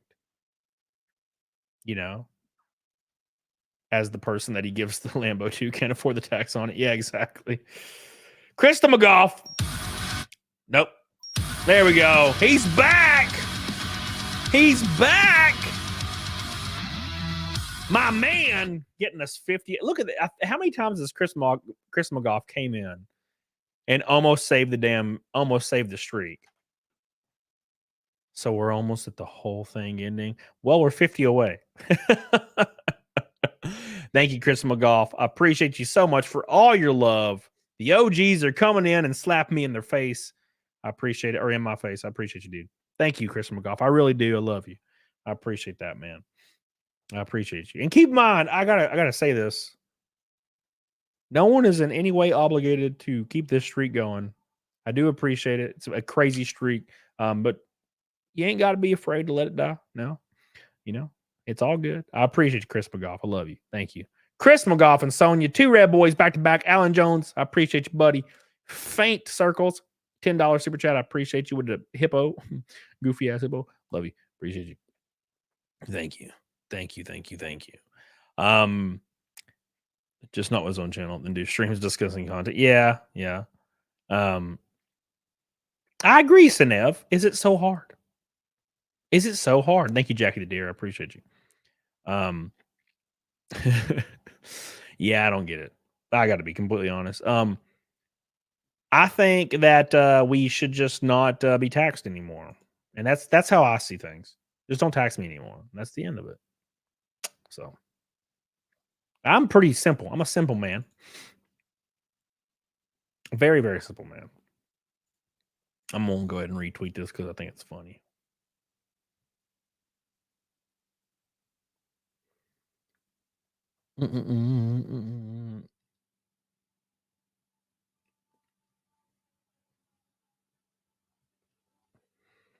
God, this dude is gonna single-handedly destroy MrBeast. The unfortunate truth is I don't even think if his video got 1 billion views, it would change anything.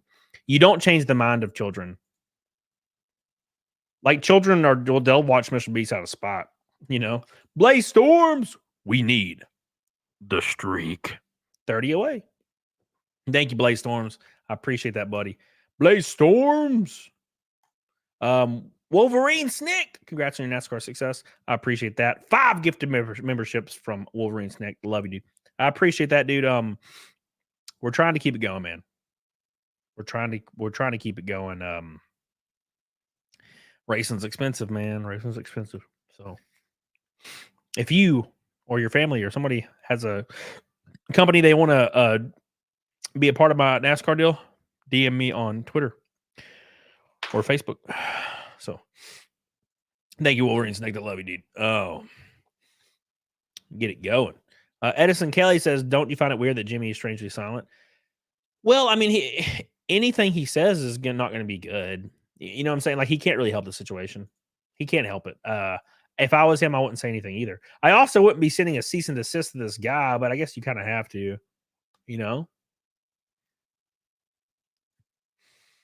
I don't see it happening though. Will he go forward with it? I don't think so. Because again, he was so fast and loose. That I don't think it's going to be possible to avoid everything. Like he definitely goofed somewhere. He goofed somewhere pretty good, and they're going to be able to find something, you know. To accidents, yeah. Him sending cease and desist is very suspicious, but expected. It's very expected, but it is also kind of an admission of guilt in a way. You're posting the inner workings of our company. Oh, really? You know, Chris McGough, Sonia, I love you guys for your Red Boys. Thank you guys, by the way. I appreciate you. Let me put Sonia on the car. I forgot to put Sonia on my race car. That's it. That's it. All right. I was having to think. Thank you, Sonia. I love you. Thank you, Chris McGough. I love you.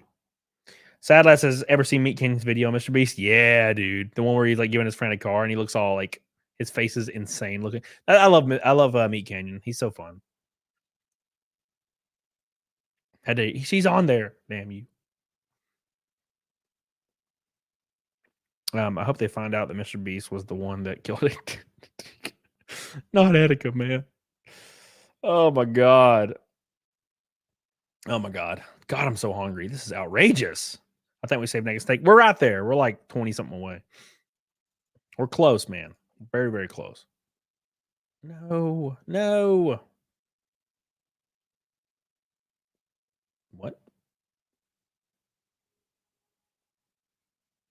Okay. I'm getting pulled out of what I was talking about. Sorry, guys.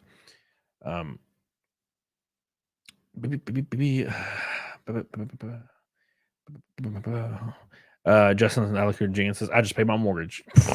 I ain't doing that this month. That ain't happening this month for me. We're going to skip that shit. The entire planet will eventually hate MrBeast, I feel, 3 years from now. Maybe. I think most adults don't like him. They get a weird vibe from him. I've always got a weird vibe from MrBeast. Something about him. I've said this on stream before, like years ago. I'm like, MrBeast, something weird about him. I was like, at least he does a lot of good, it seems like. That's kind of where it was at for me. I was like, there was something off. Like if your shtick is giving people stuff for free and then putting a camera in their face, something's weird about that. I've always thought it was nefarious. And that's when anybody does it, not just MrBeast. So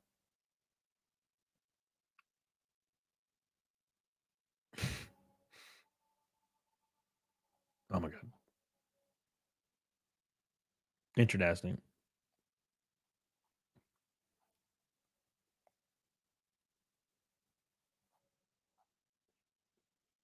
All right, sorry guys. I'm reading. I just keep reading stuff. What's up, Mr. Rogers? How you doing, baby?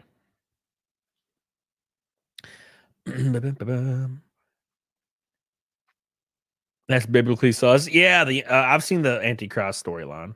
It's been funny. It's been funny. It's like he's the Antichrist. It's like, uh-oh.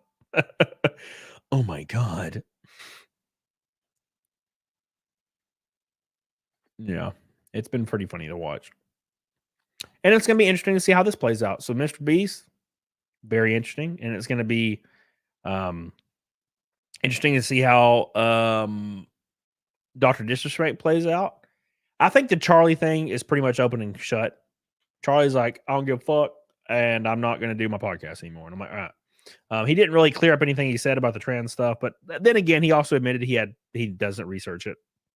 And he just assumed it was illegal or whatever. Which is kind of where his entire point, like his entire opinion, Charlie's entire opinion is based around him thinking that it's illegal to get gender reassignment surgery. Which is just not true. So it's kind of weird. So that's kind of, I would just put his opinion in the trash at that point.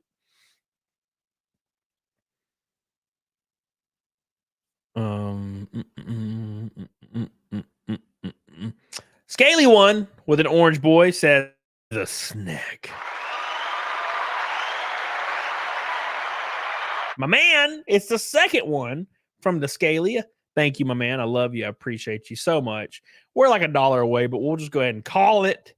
We'll go ahead and call it for the 3-3-2 Nugget Snake in a row. Man, it's funny. It's like every single time I think it's 100%. There's no way it's happening tonight. It fucking happens. And I always see Kristen McGough and Sonya behind it when it starts getting dangerously close. It's like they know. You guys have like an alert on your phone or something? Oh my God. Yeah, I saw that, Mizu, where his like average age of demographics a little higher because it's obviously kids on their parents' accounts. Obviously, you know. I thought we were ending it on 3-3-1 tonight. Apparently not. Apparently not. Thank you, Justin Alucard Jenkins. I appreciate you. Awesome, dude. Sonya and Krista McGough are the best. Jace. Thank you, Black. I love you. Appreciate you. Messmaker. Thank you, Messmaker. And thank you, Sad Lad Chad. Hypnotic. What's up, buddy? How you doing, buddy? We made it. The Naked Snake is behind us now. It is behind us. We did it. It's over. Oh, by the way, guys, I have a flight Friday morning to Minnesota, New Market, well, Minneapolis. And don't forget, Cecil's still alive. Don't forget that if you live in Minnesota, come see me race. It's the only NASCAR event this weekend. It's going to be really cool. Last week at Salem, the stands were sold out. It was crazy. So come see me in Minneapolis, or sorry, New Market, which is close to Minneapolis, you know. And then, yeah, we'll have a lot of fun. It's going to be a lot of fun, man. So come see me. And then we got Michigan, August 16th is Michigan Super Speedway. So we'll see what happens there. It's going to be a lot of fun. Yeah, we'll see what happens. Exciting. Minnesota. We should race in California, promise. The goal is to race full time next year. So I'll be racing at Phoenix if that happens. So make sure you pay attention, baby. Thank you. Oh, with SkyTex most likely. Hell yeah, dude. It's on Fox Sports. So Sonia, stripper dollars for my main man. Thank you, Sonia. I appreciate you. Thank you, Sonia. Thank you, Messmaker. Thank you, Sad Lad. Thank you, Scaly. I'll be happy if you race full time next year. I want to go to Talladega again. Yeah, I hope so, man. I hope so. I'm gonna try.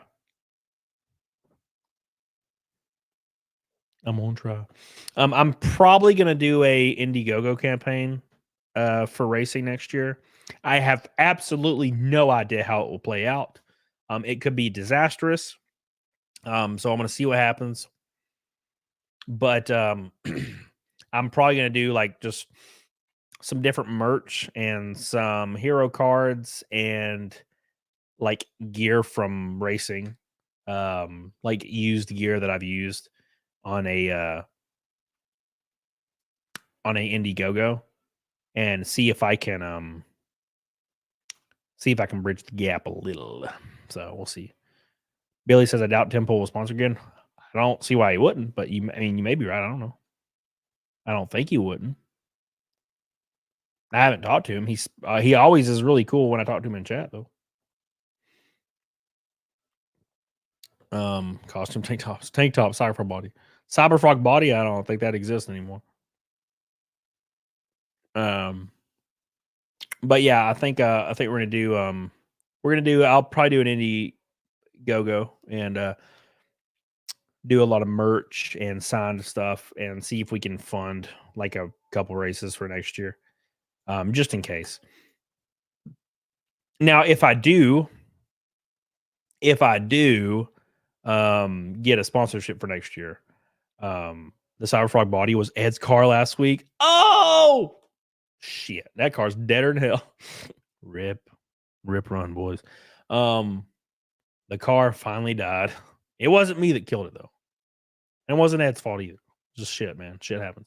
Anyways, but yeah, we're gonna do that, and if by the grace of the gods I make $100,000 on it, then I'll be solid. I think I'll be pretty solid for a little while, and then I'll need some other sponsorship. So we'll see. We'll see what happens, man. But it's been, this first year has been very eye opening. It's been crazy. So we'll see what happens, and then I'll have a lot of time to kind of discuss that too. So if I'll be able to discuss with other companies and stuff, and what most NASCAR teams do is they'll do one-offs with like our 2 offs or 3 offs with companies, and that really helps out. So Arika says learn to budget. Yeah, it has nothing to do with budgeting. It has everything to do with what I thought it would cost versus what it actually cost, right? So I thought it would be like $250,000, and that $250,000 disintegrated like immediately, You know, I was like, I was doing the math in my head. The math was not correct. It just ends up being more expensive than you would think. And I also did not factor in travel because I'm stupid. And I also never thought I'd be racing full time. It was all like really weird and like crazy. So this next upcoming year, we're going to see what happens.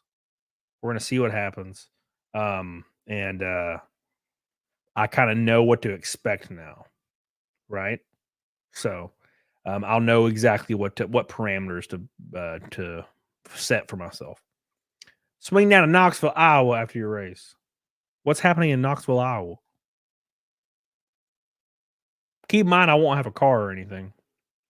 Like, I can't afford a rental. Like, there's no way in hell. I'm going to have to Uber with a credit card to my hotel.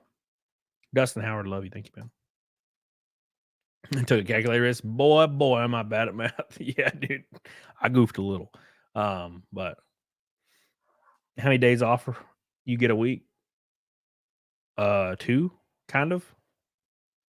2. Thank you, Junebug. Appreciate you. Kind of like 2.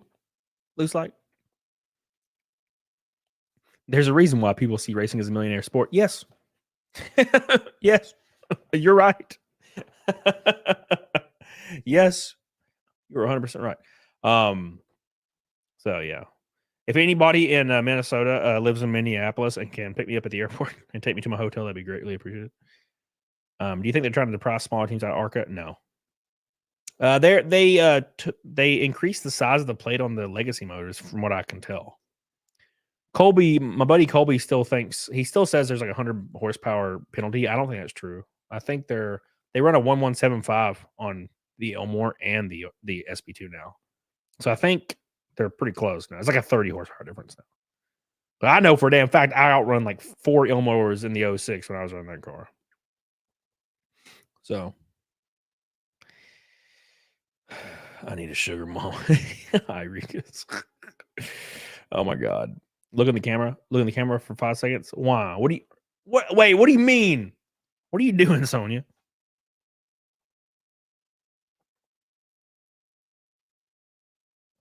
What are you doing, Sonia? You freaking me out. Wait, is your buddy's Colby Evans? Yeah. He's my boy. Mr. Rogers says chasing the dream. Gotta love it. Yeah, I made the commitment at Phoenix.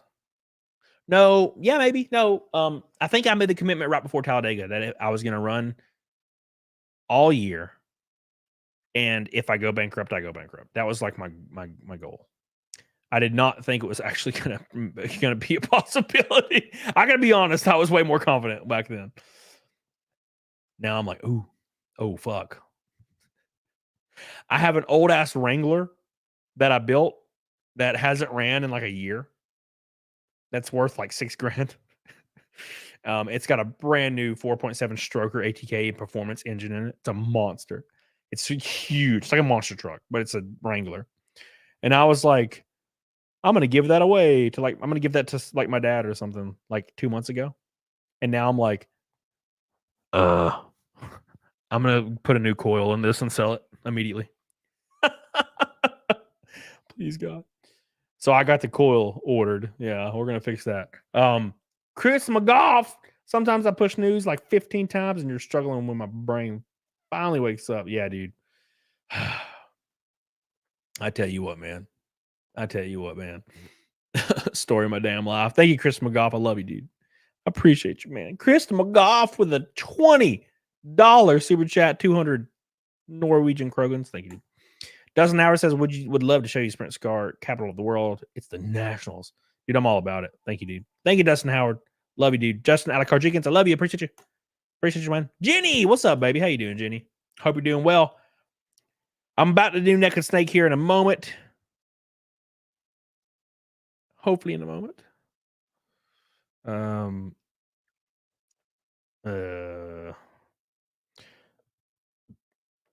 God. Sorry, guys. I'm so hungry. Art the Clown. Jesus, man. Make sure you guys follow me on Twitter, by the way. Make sure you follow me on Twitter. Make sure you DM me on Twitter. All those good things. Follow me on the Real Camelot Facebook. Real Camelot 321. And follow me on Instagram. Do not DM me on Instagram because it does not work for some reason. And I do not know why. If I don't get Instagram notifications anymore. By the way, Ibrin Designs, I love you. I don't know if I've told you today, but I love you. I see what you did. All right. I see what you did. Oh, God, I'm hungry. Misfire under boost. Thank you. I appreciate you guys. My 6-speed needs a coil too. I tell you what, man. Janae,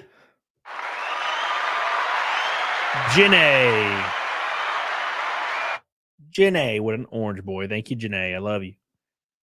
Janae. Oh, Jenny. I appreciate you. I love you.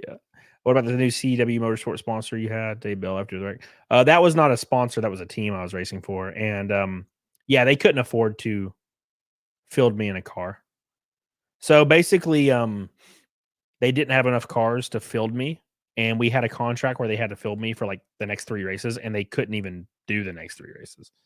So they were like, what do you want to do? So we got everybody together and we kind of came up with an alternate plan, which was me running for Fast Track Motorsports the rest of the year.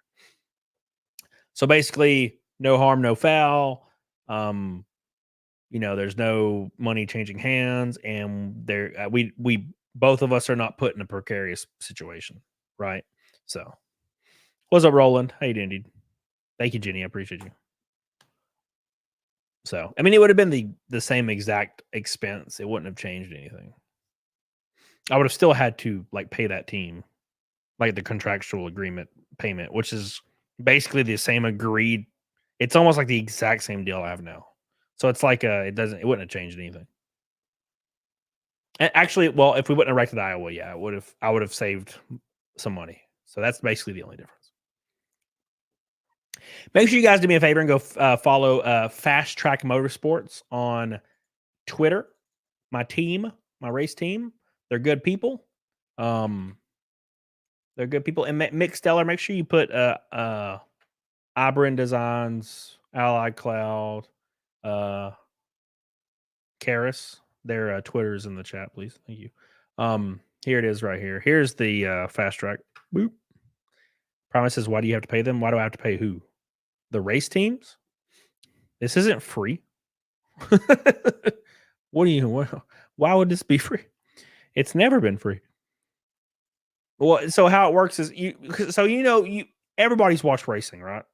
Like most people like are seen it in passing. You know how like cars have logos on them and shit? Like the Jeff Gordon car had a DuPont logo on it. And like, and I'm not trying to be an asshole. I'm trying to explain it. Those companies like DuPont and Coca-Cola, they would give a team like $6 million and they would be sponsoring the driver of said team. Right? And that's always kind of worked. Now it's gotten way more strict now, but back in the day, like the team could kind of like get the sponsor for the driver, and it was kind of like hand in hand, stuff like that. But nowadays, pretty much drivers exclusively bring their own sponsorship in, kind of. And if they don't, it's because, like, let's say a kid that has a lot of money, like his family has a lot of money, they just give the team money, and then the team already has sponsorship. Usually the kid's family will own a company that self-sponsors the car, right? In my situation, I have to get sponsors to completely fund everything because I can't, dude, there's no way in fuck I could ever fund it, right?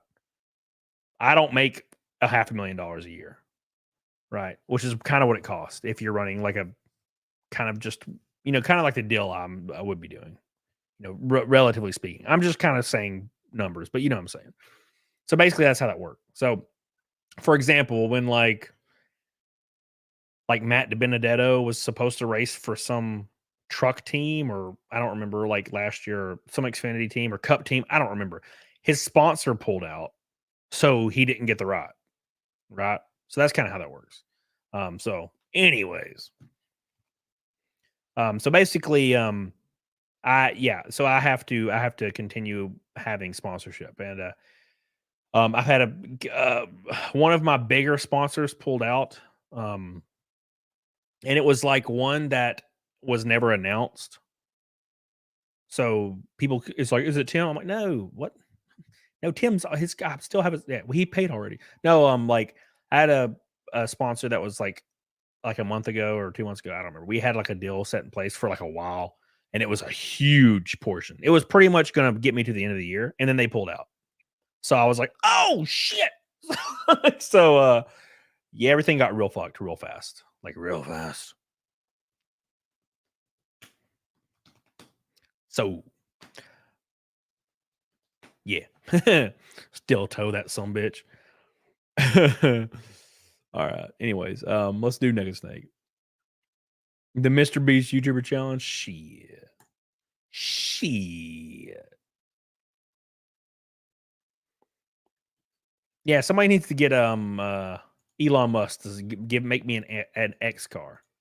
Sponsor me with X. He could literally sneeze and fart and sponsor me for like a full year to be on the top team. Like literally with like toilet paper money he uses. Ah, what a dream. I do have to say something, because getting into semantics and talking about like money, blah blah. Me racing one time in a NASCAR sanctioned sport ever was not even in the realm of imagination for me in my entire life.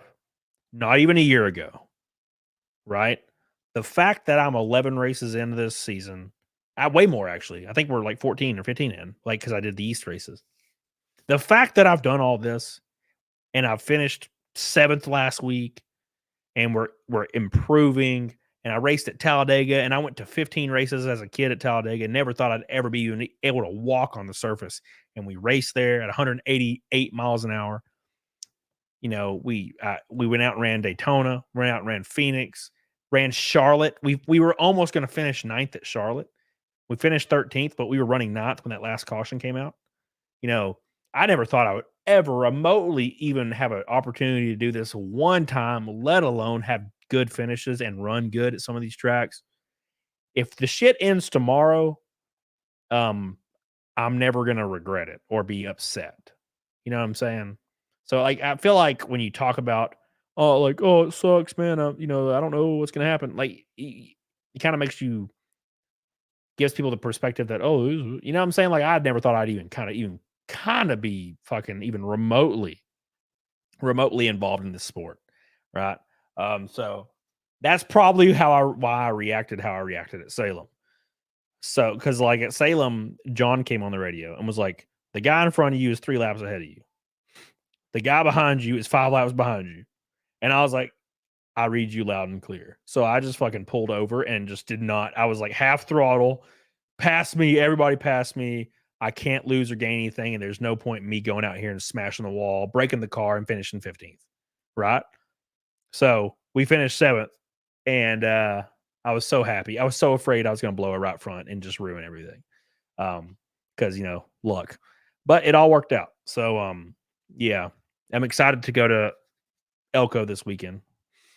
And like I said, if it ends after Michigan, I should be easily covered like a race past Michigan as it stands right now. If it all ended tomorrow. But yeah, I need to move some pieces around. I got a backup plan though. Yeah. Anyways, yeah, exactly. Long last name. Yeah. Like, it was a pretty cool situation. All right, let's do Nigga Snake, boys. It's gonna be fun. Who he talking about, Roland? He talking about Review Tech?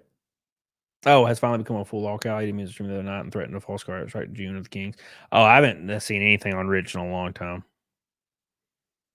Rent rooms in your house, that wouldn't change anything, Auricus.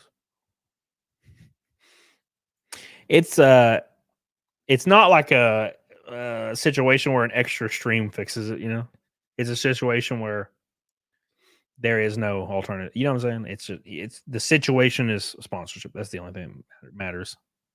You can't do like an extra stream or like make an extra $1,000 a month on a room. It doesn't change anything.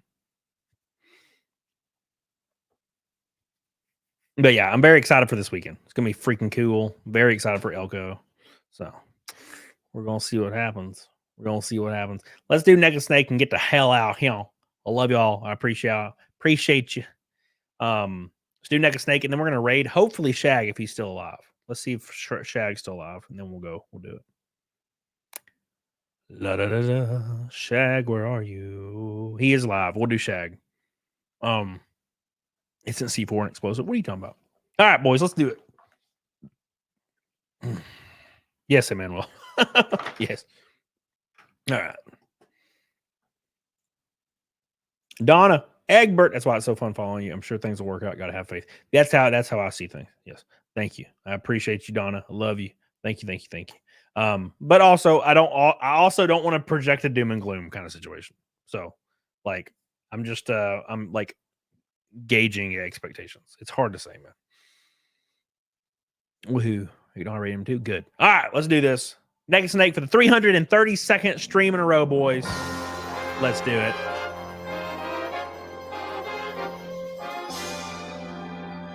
Here we go. 332 in a row. It's time.